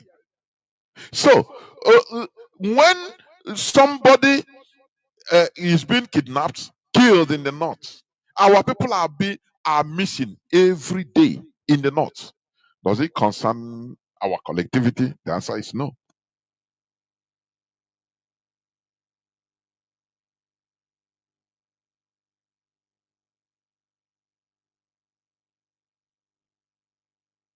Does it concern people? Our collectivity? The answer is no. If you are going around your business, tomorrow you fall victim, and others continue doing their normal business. One by one, we are diminishing. But these people, we are the original Bakwumi people. Do you know what it means to?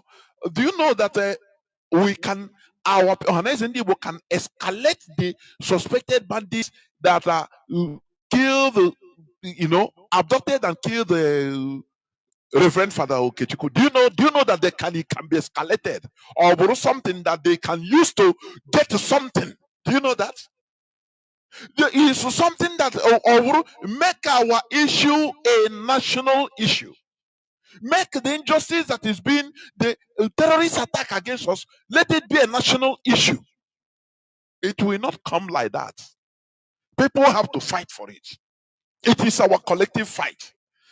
But who cares? Who cares? We are by instead of escalating the Fulani killing in our land. Why should it be a normalcy? Why should it be a tradition for Fulani to be killing us in our land? We saw horrible videos of how our people in Enugu, in Hamufu, how they were macheted, how they were killed. We saw it every day. It's on the social media, on our WhatsApp groups. Because sometimes if you post all these things on social media, on Facebook, it will be blocked. We are seeing it. Collectively, we are not doing anything. But Johannes Ndibo is there. Our people are not escalating all these things to our collective advantage because everybody feels that it doesn't concern me. Nah, I know it's me. Nah, you are going to pray for your own safety. Jesus will save you, and others will be left to die. So that if you will be only the one, if they leave you in Imo State, only you one person, you can live. Everybody die, only you live. Whether you can survive one day, 24 hours, where everybody is there and only you living. Can you survive 24 hours? These are questions we should be asking ourselves. That is why we should care for ourselves. We should care for our collectivity. Not only going to market every day and actually go this and that. Yes, it's okay.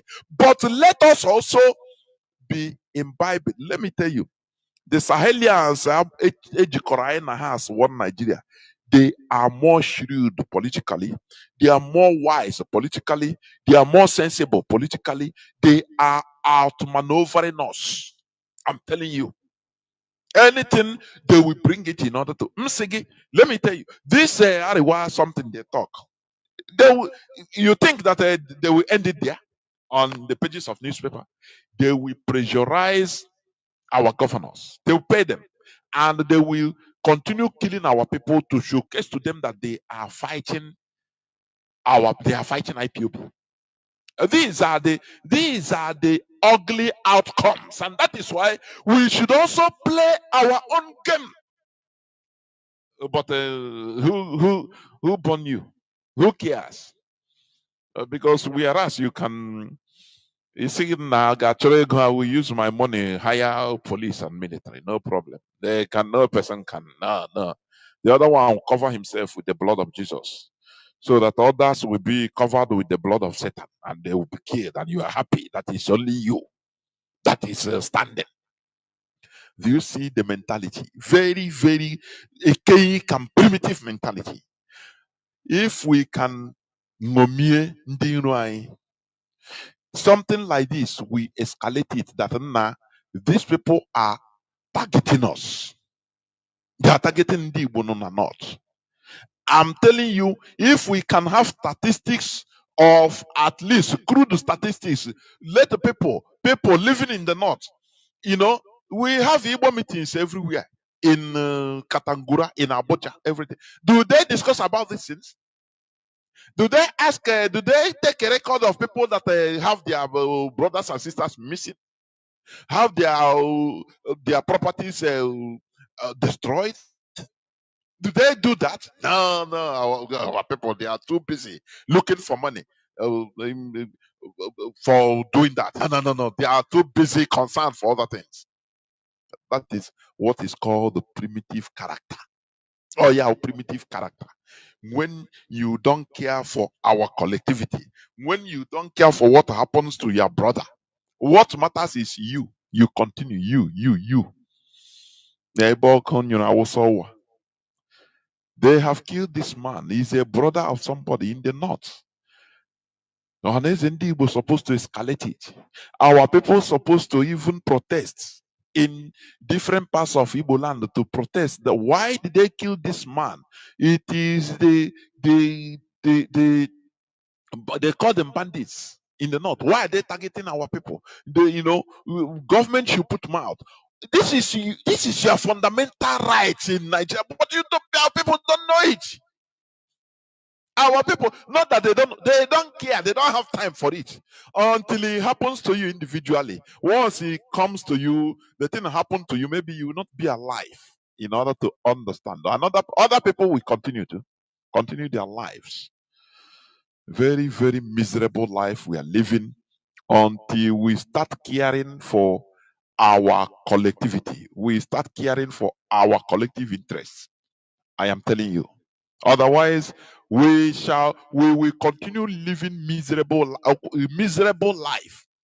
Because I'm not watching here. See, what is the problem? Eh? What is the problem? More that the only solution will collective catastrophe. Ịdakwasa ndị Igbo niile ga-ehe onye ọbụla onye mezi ọkpọ nwanne nna ihe a na-eme gị na-eme m na before anyị nwagwụ. The same thing that happened in 1966. A na-egbu ndị Igbo egwe ha everywhere. Onye ọbụla itinye isi ebe a isi na nothing mega you go ịpụọ egbuo gị achọwa no ma north ma south west no place is conducive for Igbo man. Ha achọwazie solution immediately. Unprepared. Because ihe ndị Igbo ihe anọkete ọsọ abụkara no preparation. Mazi Nnamdi Kanu went to World Igbo Congress, said na ụmụnne m, there is fire on the mountain. Let us prepare now. I will never cease talking about that. Let us prepare now to look for black sheep before it is dark. Ndị Igbo were ya mee akaja. Ndị Igbo were ya mee akaja na World Igbo Congress. Are you hearing me? Ndị Igbo were ya mee akaja in World Igbo Congress. Onye gwara ụmụnne ya sị na the danger is coming. Let us save ourselves, organize ourselves to prepare for the income danger. Ndị Igbo were ajụwa ya question. Because onye Igbo a ga-enwere ndị kara gị mara ihe dị ya na ajụwa gị na ọnwa 1 na enwere ihe that part of brain that promotes pride, selfish pride, all the protruded in every Igbo man's brain. I'm telling you.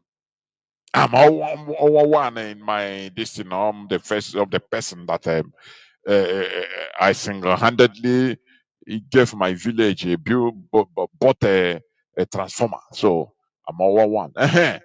Coming, what is that your name? Nnamdi Kanu. Okay.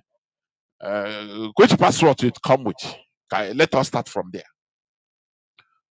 Which, because if you come with Nigerian passport, which means what you are talking is nonsense. Indeed, but we useless you. They how get weregi me akaja. Onye na abia zoha. Dear Savior, weregi adoshagi weregi me akaja me ihe egwuregwu. But that thing you are talking, you are seeing it. When it starts happening, they start shouting. They will even forget what happened. They will start calling the enemy to come and save us.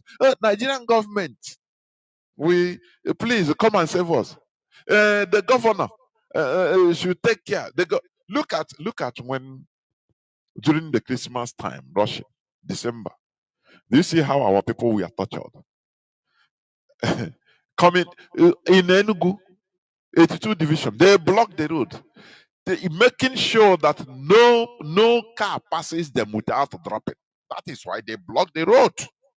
You pass, they humiliate our people. There were lines. There was hold up that it goes into up to 10 kilometers more. Our people we are suffering and smiling. They make a video. Now we dey here. Somebody should call the GOC of Enugu to look at. You see people. Do you know people that fell sick? Even some people can develop high blood pressure and later that will lead to either one fatal sickness or they die. Since that time, do we have any statistics of that?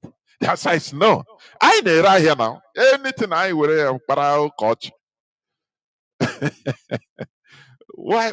Can you we will not continue? I mean, suffering. What? Okay, we will not continue suffering until we understand that without we, there will be nothing like me. That's an individual. Until we understand that in these Yomona meetings everywhere around the world, that we should be discussing about things that are of our collective interest. Until we understand that we should be interconnected. You know, I've said this thing before. Every part of the world we are, you will have a different meeting. From there, coming to state meeting, Anambra, Iboni, everywhere around the world. And I ask, do we have connections to each other from one country to another? The answer is no. Anything that is where it ended. Which kind of people are these? No, you are saying that, oh, we are Republicans. No, here are primitive hunter gathering. I'm telling you. Anywhere you see, oh yeah, go and what do they discuss? What do they normally discuss in one meeting? Anywhere in America, in France, in Germany, in Turkey, everywhere. In the meeting, what do they discuss? How to do child dedication so that the uniform people will wear. If you are coming, this is what we have to buy. You know, now this person, his mother died in Nigeria, so we have to pay him according to our law. We have to give him so amount of money. Here secondary issues. When you bring out a topic and say, nah, look at what is happening in our land, how they are killing us, our people say, no, we don't want to enter into politics here. This is not why we are here. And you ask yourself, why then are these people, these big men and women, man, they are futuro, man, iche na ota amma ha dị na ota ka brain ha shede ma nwoke ma nwanyị onye ihu na shine na mma daise. But ya na-ekwu okwu gị na-ele onwe gị gị na-atụ onwe gị mbụ sị na onye a ọ ga-agwa o nwekwara PhD, maybe 3 or 4 PhD. Gị na-asị onye a na-ekwu ọ na-eme na-akpọ dị agwa biko. Therefore, it is high time for us to understand the politics of collective interests. That is the first thing. Do you see why is it that what the full and what the caliphate Nigeria did is to divide us? Immediately, is it Ojukwu, our eternal leader, declared Biafra. This guy Ogawan declared those created states. He removed Nigeria from regionalism. Eastern region. He created states. He created the first, I think, 12 states. He divided our Biafra land into states. All of a sudden, our brothers hearing that we are now states, we are not say, oh, we are no more Igbo. He created the Cross River. He created the East Central states and which other states? East Central State, Cross River, and another south. Is it south east or something like that? So he did it to just divide us immediately because he know that our people are primitive. Once I say create a stone state today in Anambra, just divide them and call that a place a stone state. The people will say, "Nah, we are no more Anambra. Yeah, we are stone. Ndi Anambra go on the bone."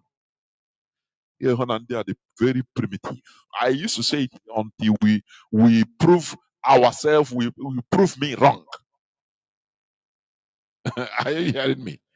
When an Igbo man from Anambra will be telling his fellow, go back to your state. Do you remember when Mazi Nnamdi Kanu was on ground?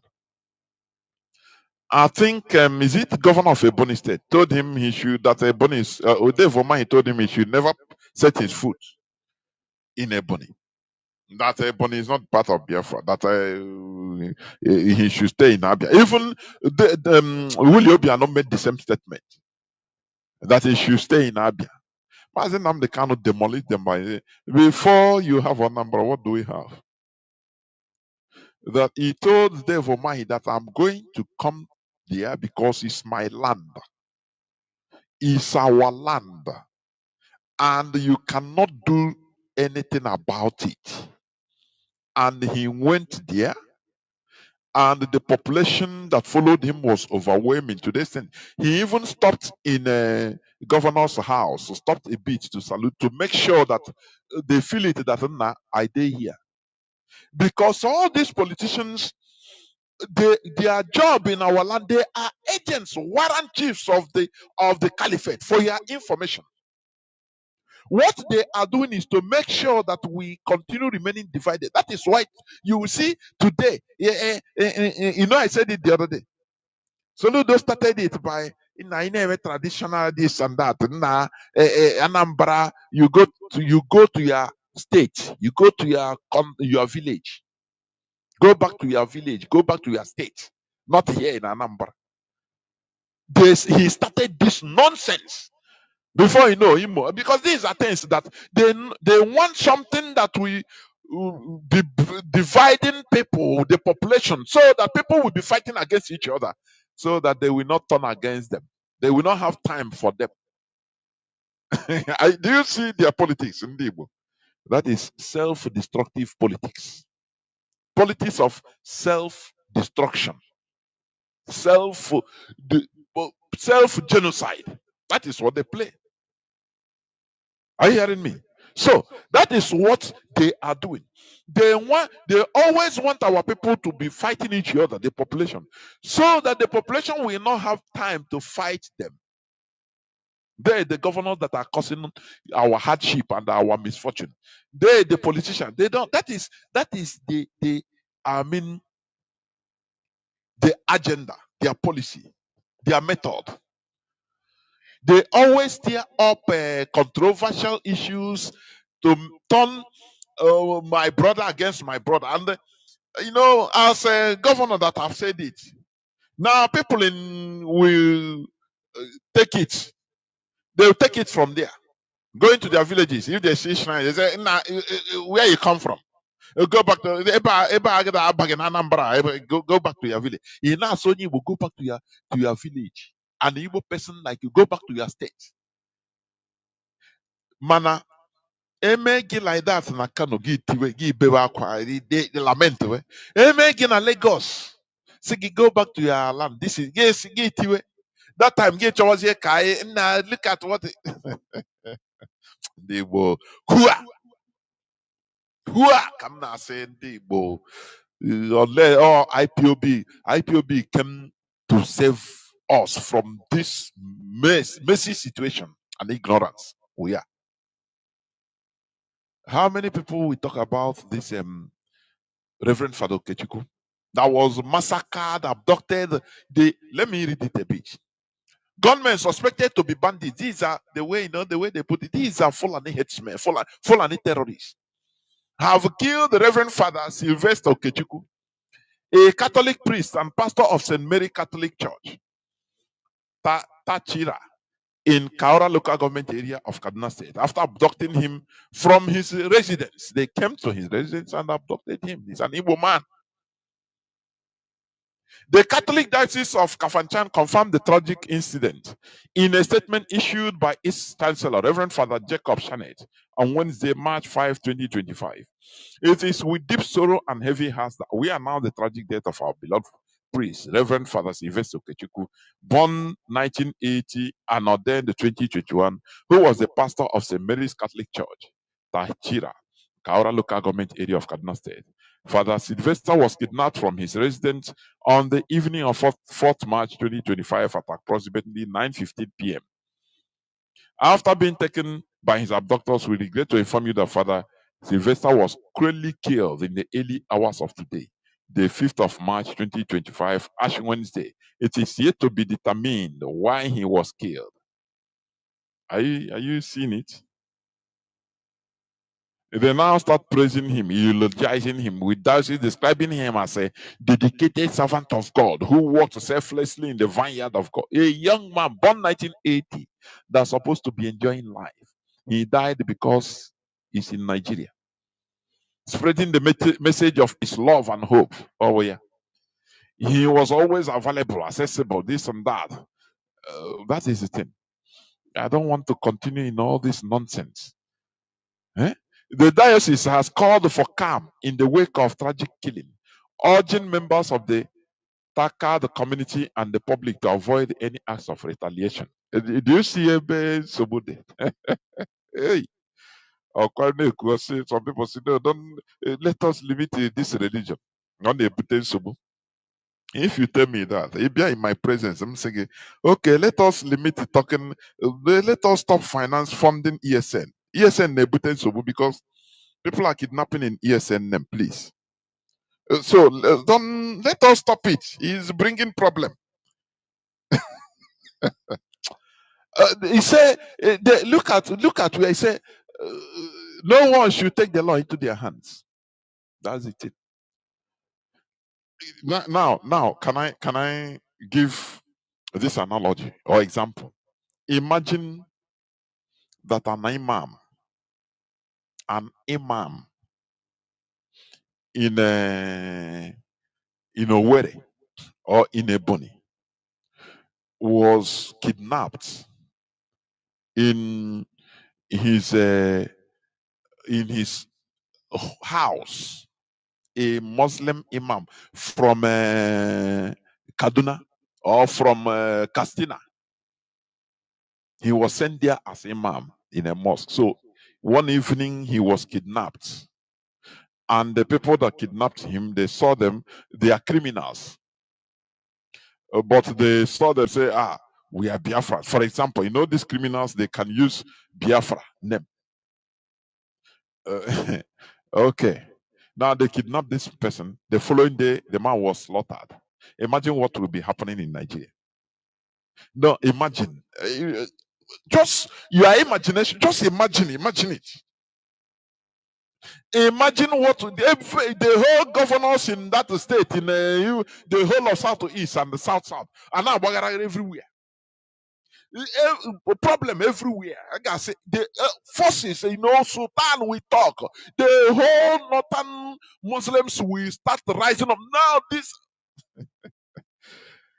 Hey, but does it concern you? Does it make you rise up?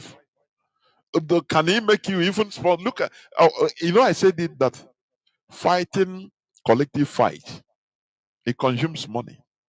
Somebody can come and sponsor.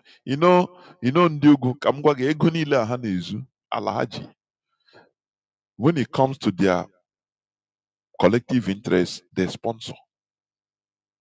You hear me? Maybe that protest you see in Jos, that manipulated protest by so-called truck drivers in Jos. Maybe it's one Alhaji just paid the bill.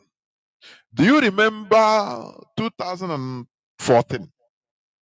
One Alhaji, he went to America prior to Good Luck Jonathan coming to America. He went to America to lobby for Good Luck Jonathan to be arrested or to be taken anyhow, to be made sure that he didn't leave America. You heard it now.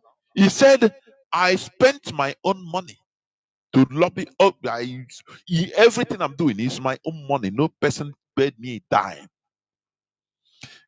He's doing it for their interests, not an interest.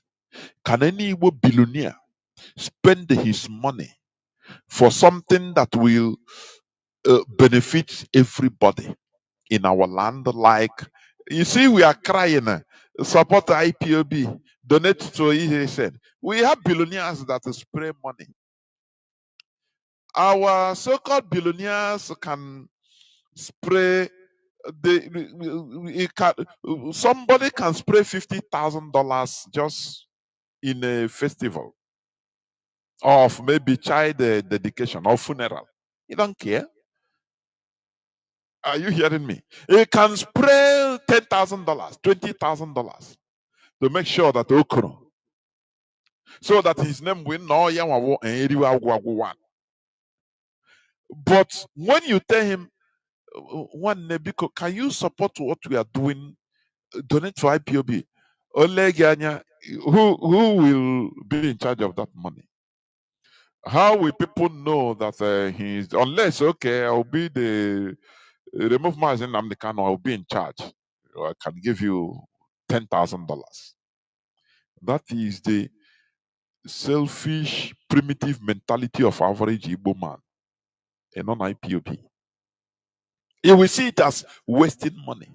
Something that that is for everybody's benefit, that will benefit us, that is, that is fighting for all of us, not individual fight. But that person, this person you are talking now, he can go to a marriage that he was invited. He will change millions of naira. We are now bobo. Na atondi na marriage. Ana hoya na aka. After Eze gave Babangida 500 million naira. 500 million naira. A billionaire in dollars. I mean, Babangida, he gave $500 million naira. Or do you see the problem we are having? We are talking of, please, sponsor, look at what ESN is doing. Now you ask yourself, why are these people, why is Nigeria not showcasing even the photo of the video of ESN, which we are publishing, where they are fighting against killing the cows of the Fulani, which they are using to invade our lands, to rape our people, destroy our farms. Have you ever seen where they show the video? Because they know that is the job, their job they are doing. This is real ESN, their job they are doing. They don't need that. They don't need that. What they need is blackmail. And that is what they promote. But do our people know that? Do our people understand? No. Because many of our people are still primitive minded. They don't understand what it means to fight collective fight. They don't understand what it means. They thought that when you are investing in collective fight, you are just wasting your money. You are wasting your time. That is why many of them, when they see, oh, nah, you are coming every time broadcasting, talking. Do you know the time you are wasting in 24 hours? Do you know what it means to dedicate 3 hours in 24 hours or 4 hours? Before that, you make research, you search places, it's time you are wasting in 24 hours. That time you can use it to do one thing, do your work or do your business and make money.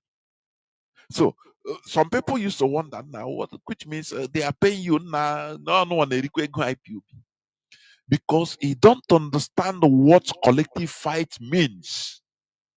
He never understand that. Are you hearing me? He don't understand that. For him, it is absurd For you to engage in something you cannot gain now, you are not gaining immediately now. Mercantile mentality. I love what Pharaoh Timi said. He said that he is not talking or doing anything that Nigerians will change, but he is doing it to make sure to satisfy his conscience and to die a peaceful, happy man. That one day generations coming will remember him and say, this man played this role. But the people that time, they were so ignorant and naive that they didn't understand, they didn't follow up. Did you see that? That is it. Just like somebody asked me one day, all these things you are doing, this and that. So people are using IPOB making money. Look at Nnamdi Kanu sibling. Look at Hana be life, make and even now, what are you getting? What is your gain, your benefit? He asked me and say, look, my benefit is that it's just like what Pharaoh to me said. I will die a happy man, knowing that I did the right thing.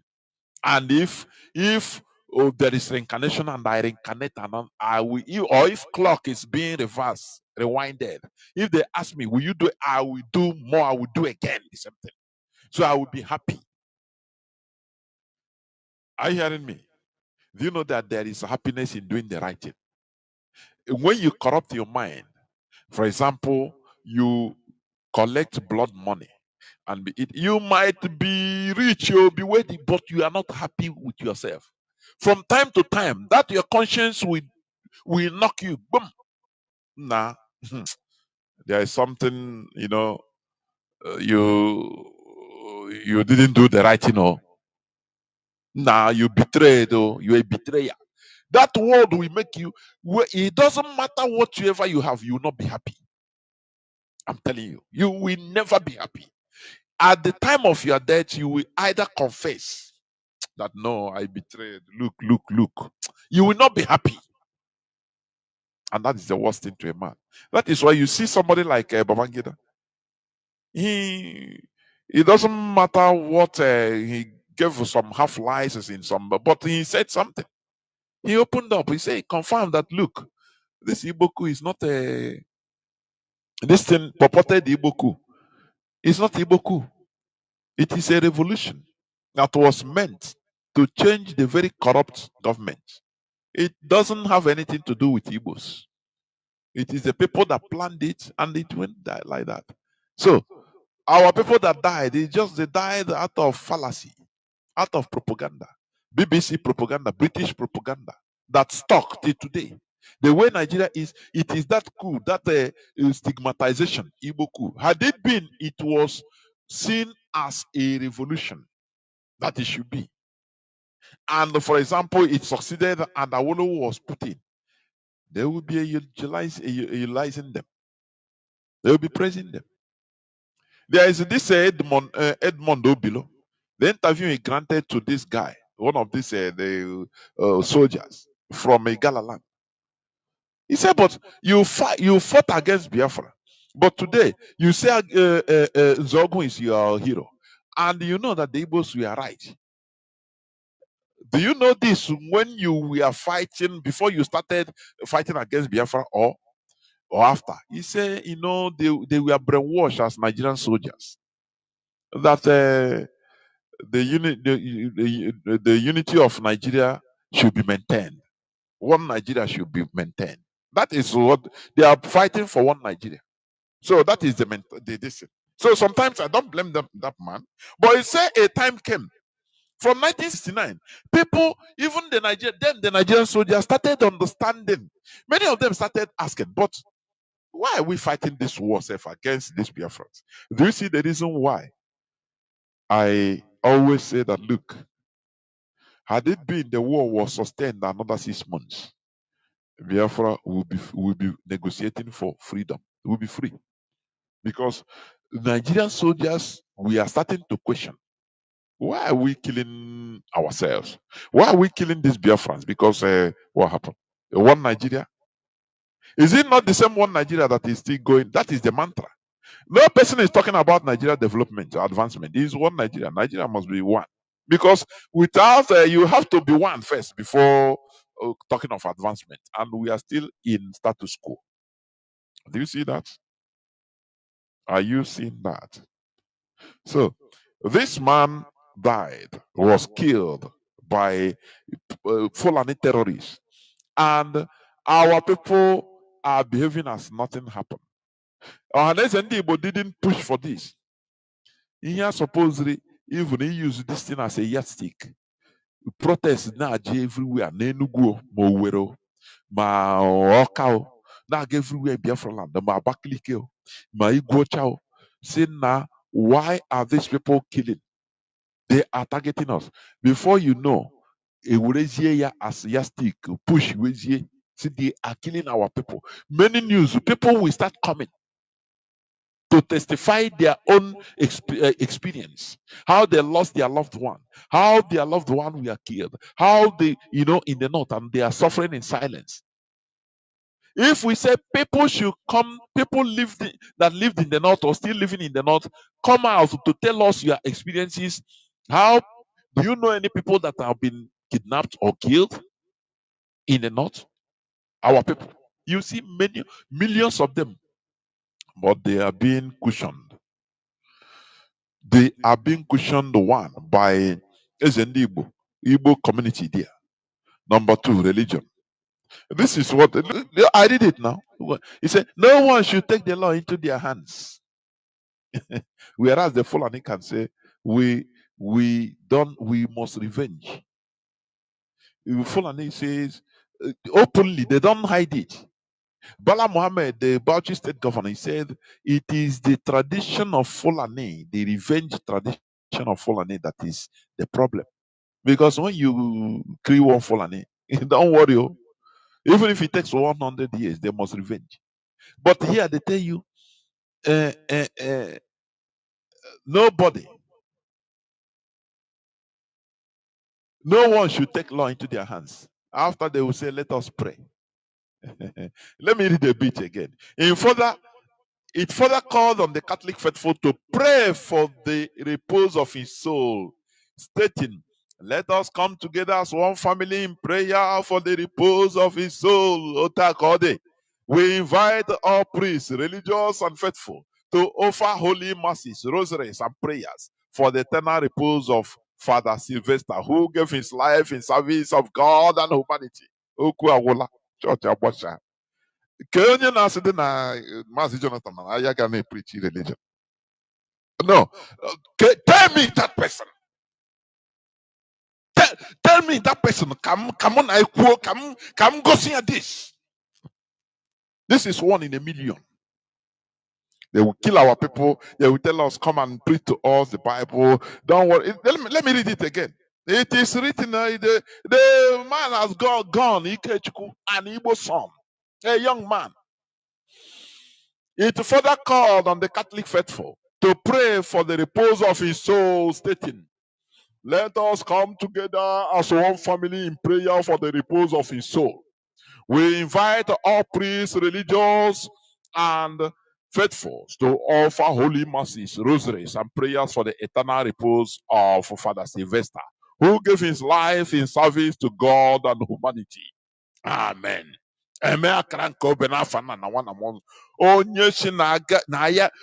talking of Biafra. You don't touch religion. Oh, Chineke kwena ihe ọjọọ. Onye ọ na-ekwu ọnụ. I'm telling you. Ọ na-ekwu ọnụ. Which means we are just messing ourselves up. How can you be talking about freedom whereas you have a religion that to push us down, not to react? Tell me. In the midst of wolves, I ask you, imagine that this person is an imam that was kidnapped and killed in a way.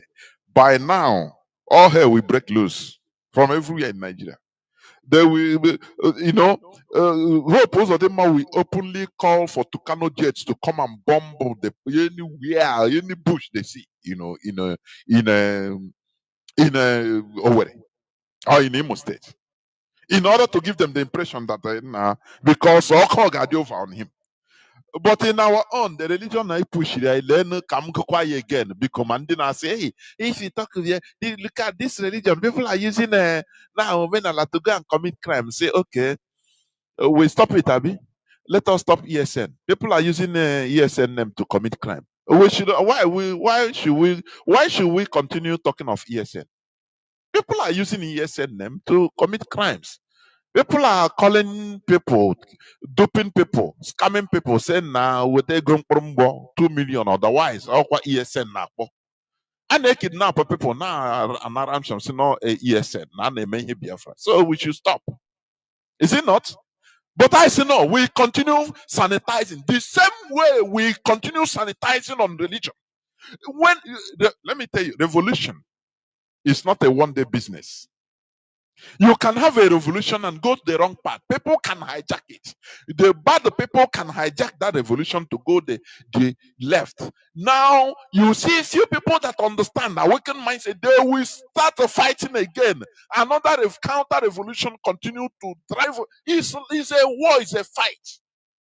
When you see, no, it's bringing. Look at how they are using Menala now or Denala in order to commit crime. So you see, it will bring a confusion.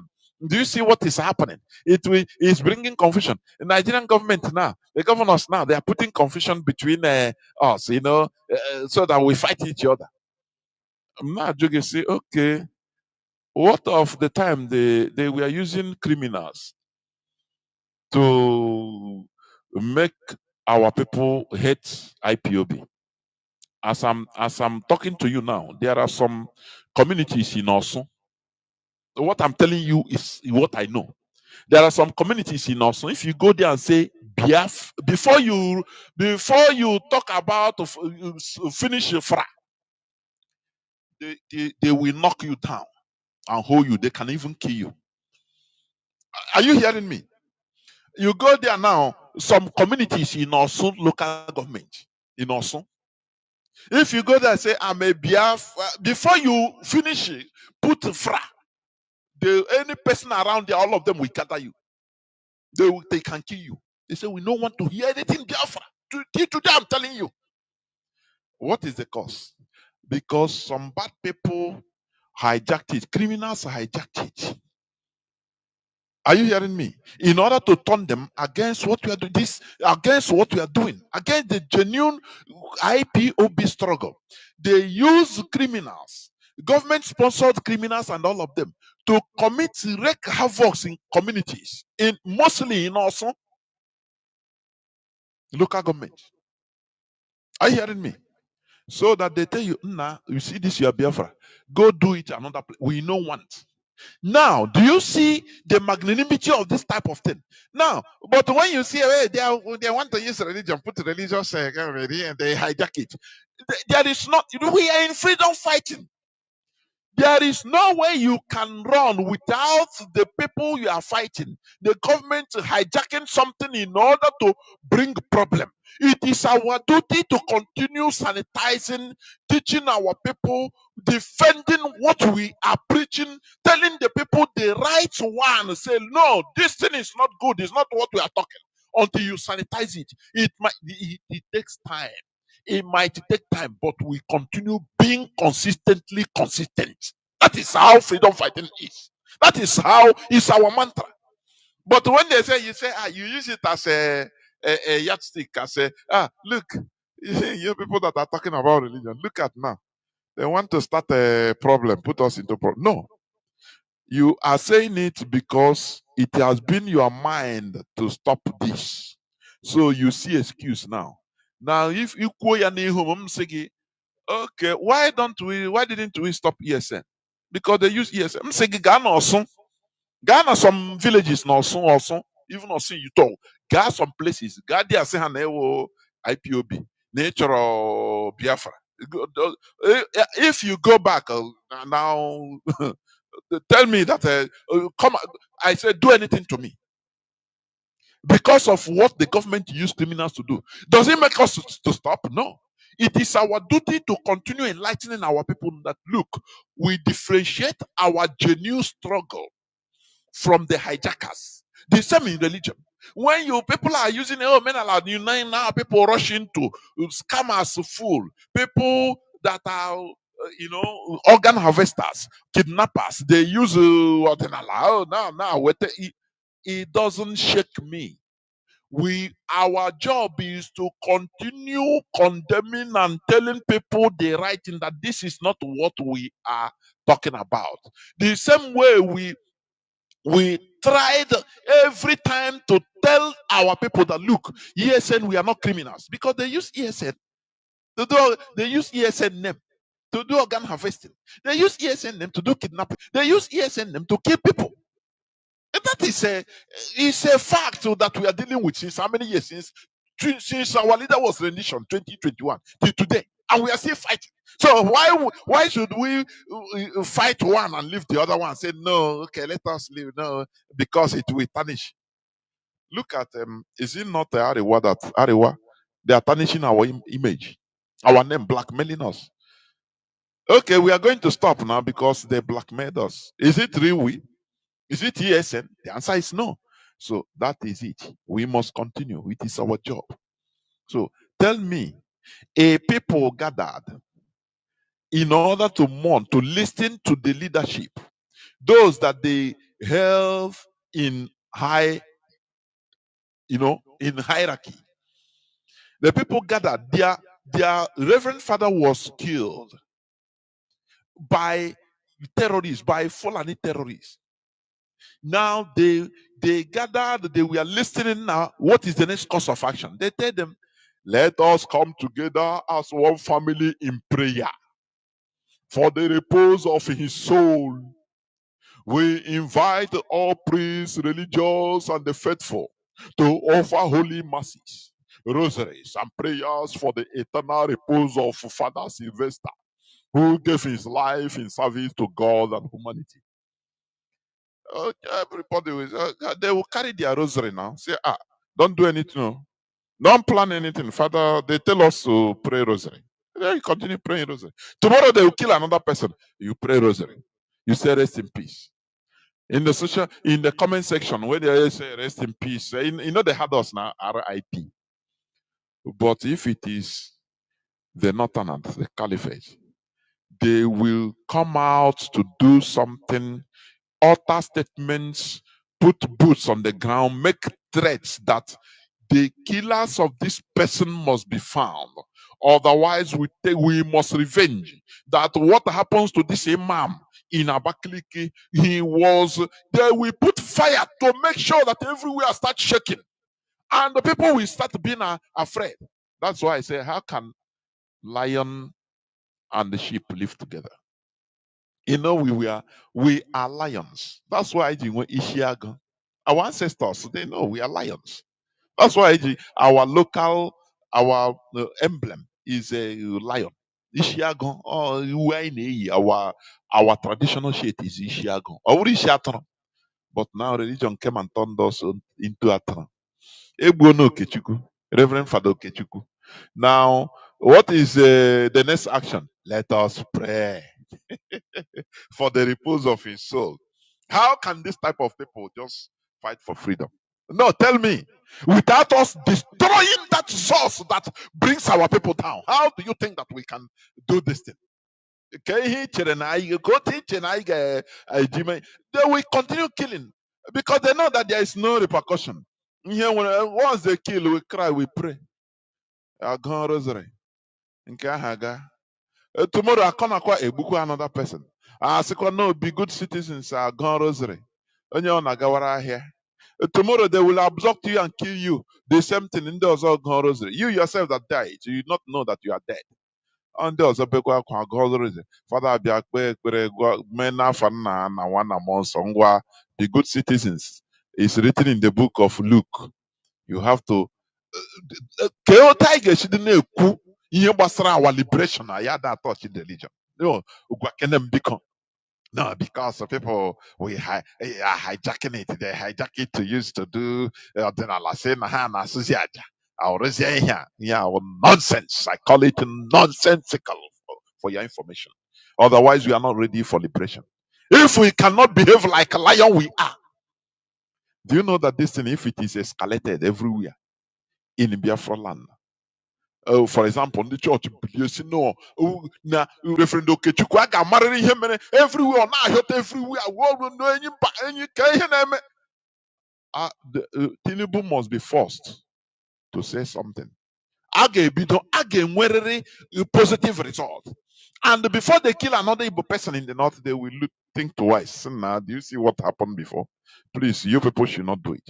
But today, they gave them these terrorists, you know, license to kill. Yeah, 007, 007.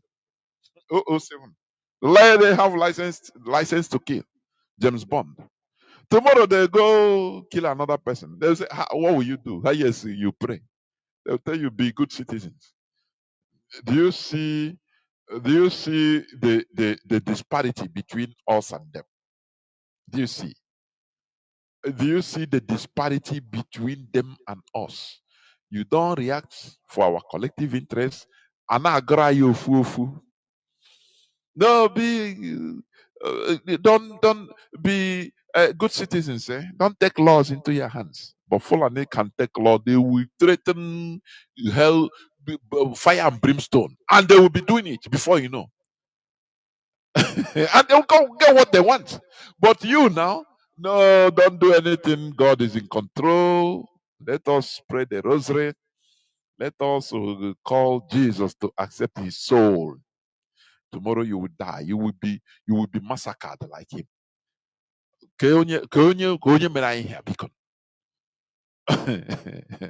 Oh, how do we end up like this? I reject that. Never. Never. Let me just read another news headline so that, you know, I will open the lines, please. Now, there is this news headlines about Congo. Congo offers US Europe minerals in exchange for peace. Do you see how politics works? Congo in a bold diplomatic move. Democratic Republic of Congo President Felix Tshisekedi had reportedly proposed granting the United States and Europe access to the country's vast mineral resources on the condition that they intervene to end the ongoing conflict ravaging the nation. That thing, you know, I said they saw Tshisekedi as moving away from them little by little, giving priority to China. They say, okay, we shall see. Belgium, EU went and signed memorandum of understanding with Rwanda. Arm them. Tell them we need the rare earth. We need tantalum, cobalt. We need all these rare earth materials from you. Knowing that Rwanda is going to bring it from Congo. Because Congo is number one in the whole world of this tantalum, rare earth, mostly tantalum, cobalt, all these. Do you know that Nigeria is number fourth producer? Do you know that? We are only talking about oil and gas. We don't talk about any other solid minerals. Nigeria is number fourth producer of tantalum. And the Nigerian politicians and the caliphate and the Wendon, you know, they give the population a work. They give the population the work to do. They give them things to talk about. Enyere ndị be now Ebuka Obi asekwa o mekwere miracle, this and that. Oh, ihe na-ewu everywhere. Anya na-aga now. Tomorrow, nke a na-asị onye oji bido one thing or the other. Nigerians, we harass ha na-ekpori iwe ndụ. Fourth producer of tantalum in the whole world, Nigeria. Congo is number one. I think China is number 3. Nigeria is number 4. But do you know that? The answer is no. So now they left. Do you see in this world, the power is number 1? Power. Military might is number 1 thing. And you can never get military might without being organized. It's impossible. That is why I said organization is no, civilization 101 is primary. Without it, you go nowhere. That's why you see, they put virus in our land after the war. Igbo man is no more Igbo man. Okechukwu is no more Igbo man. He's Delta. Amadi is no more Igbo man. He's Ikwere. He's Rivers man.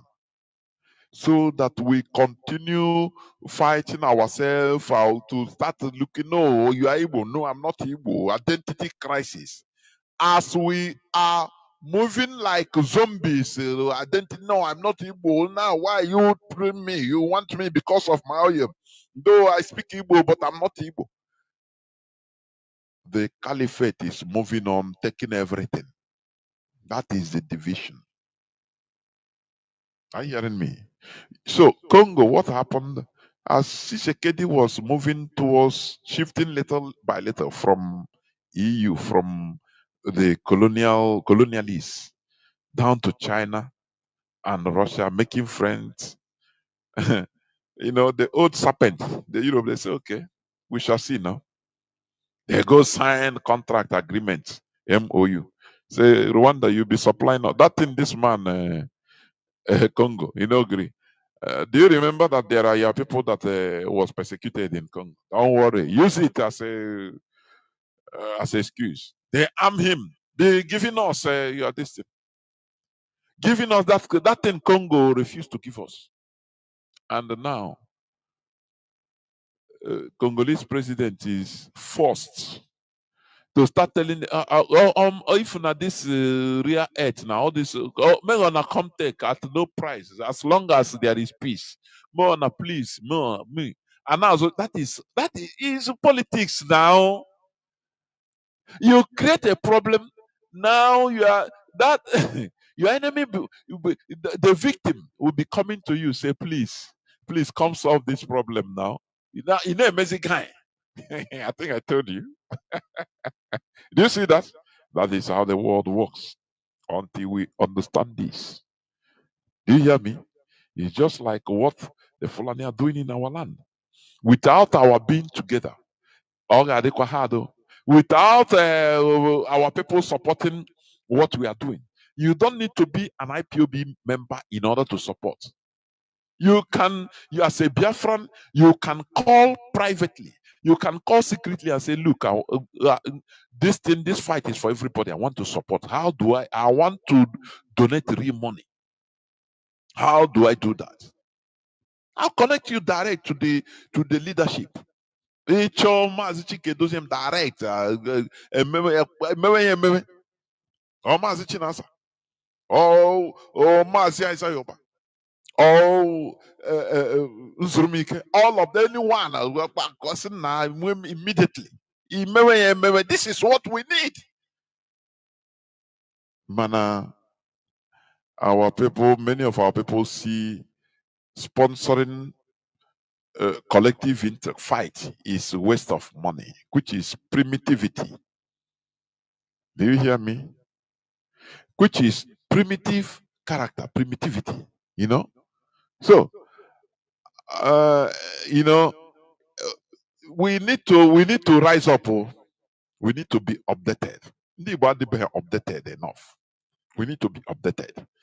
We need to know that my survival as an individual depends on our survival. If we have this mentality, before God and man, we will progress and get what we want. But we believe that many of our people believe that our survival depends on my own survival. So if I progress, we are progressing. No, it's life from the pit of hell. Only if we are progressing now, I can progress. If we have that mantra, we can be collectively be doing something. Look at how the Fulani, how they massively, how they, they smartly organize something and bring, because they are organizable. They organize themselves, lie and uphold that lie. I know Ebuzi and a newspaper. Here knows even a defense. Every time I am on a defense. Why not to write down the offensive? Why can't we use even the death of this man, this Reverend Father in Kaduna, being killed by the terrorists? Why can't we use it as a yardstick? You call on Hanes and they will tell you, no way.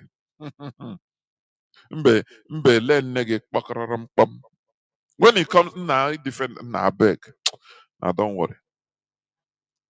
Oh, but immediately they have gone to sue for 10 trillion naira. Just go. They cannot, these people cannot organize something underneath, and no person will even know that they did it. And when you can hear some people, go out to 2,000 now, Putana. More people say, nah, these billionaires, nah, he needs a cash sponsor. Okay, when this for laying here, when you call, the yardstick IG make something. Make noise in Nigeria.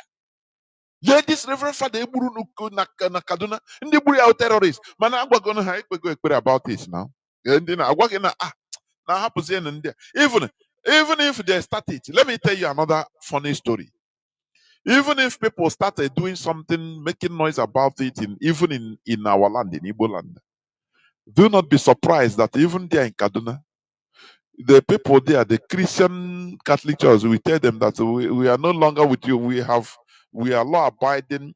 This man that was killed, we have closed his chapter. God has received him. So any person that is making noise is not on our name. They can deny you. It's true. What I'm telling you is true. It is a possibility.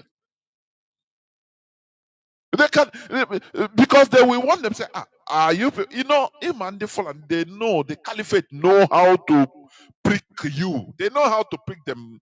They will ask them. This Catholic church in they can call them privately. Are you people seeing what they are doing in your name in Southeast? Remember, you are not an us. Even if you're able man living here, we accommodated you. Can you come and make open statements to disassociate yourself from them? And they will come and do it. They will tell you that they have prayed about it, that God is resting in the bosom of God, that every person that is fighting, that their warfare is not carnal. So that's it. I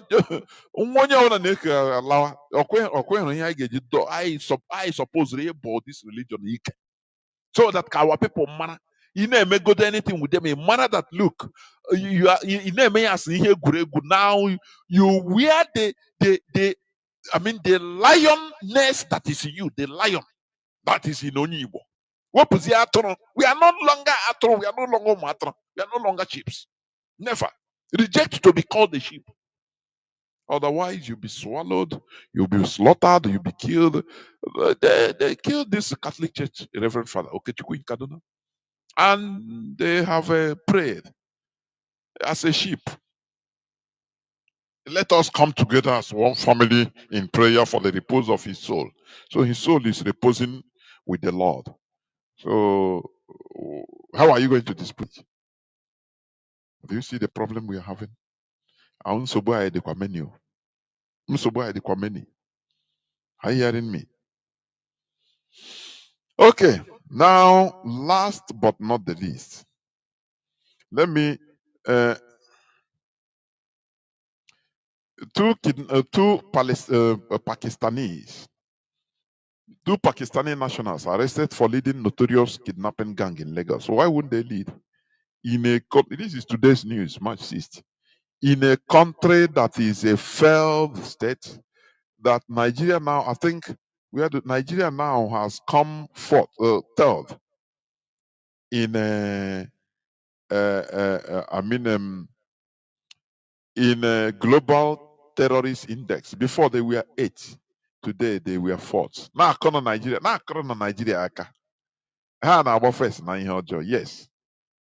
Do you see that? That Nigeria climbs to 6th in global terrorism index. Over 500 killed in 2024. They are economical with the truth. 500 in 20. Is it one massacre in Hamuf? Or is it one massacre in Benue? Well, sometimes only one massacre, only one night massacre in Benue, more than 500 cases. So this is nonsense. Nigeria still climbs to 6th in global terrorism, 6th. So why won't Pakistani come and join? 2 Pakistani nationals arrested for leading notorious kidnapping gang in Lagos. If it's in Biafra land, they will say it's ESN. But I am now Bonohiken. You understand? If it's now, they say, oh, notorious, it's no more, it's not a Moteku, right? But if it's in Biafra land, if it's in our land, they will say it's ESN. Do you see the hypocrisy? Do you see why we should be upping our game? We should be on the offensive, not always I hate this defensive. I am telling you.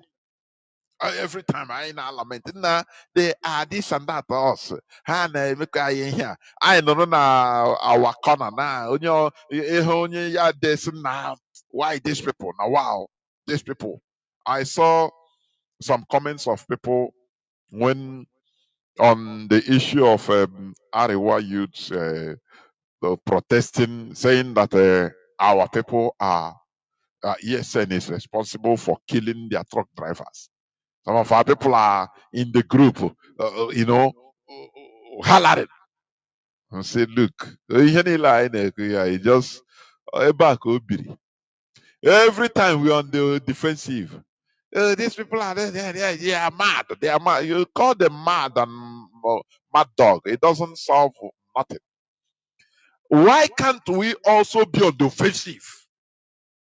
Do you know that that's the reason why Radio Biafra House of Service started? Every time I need divide I divide on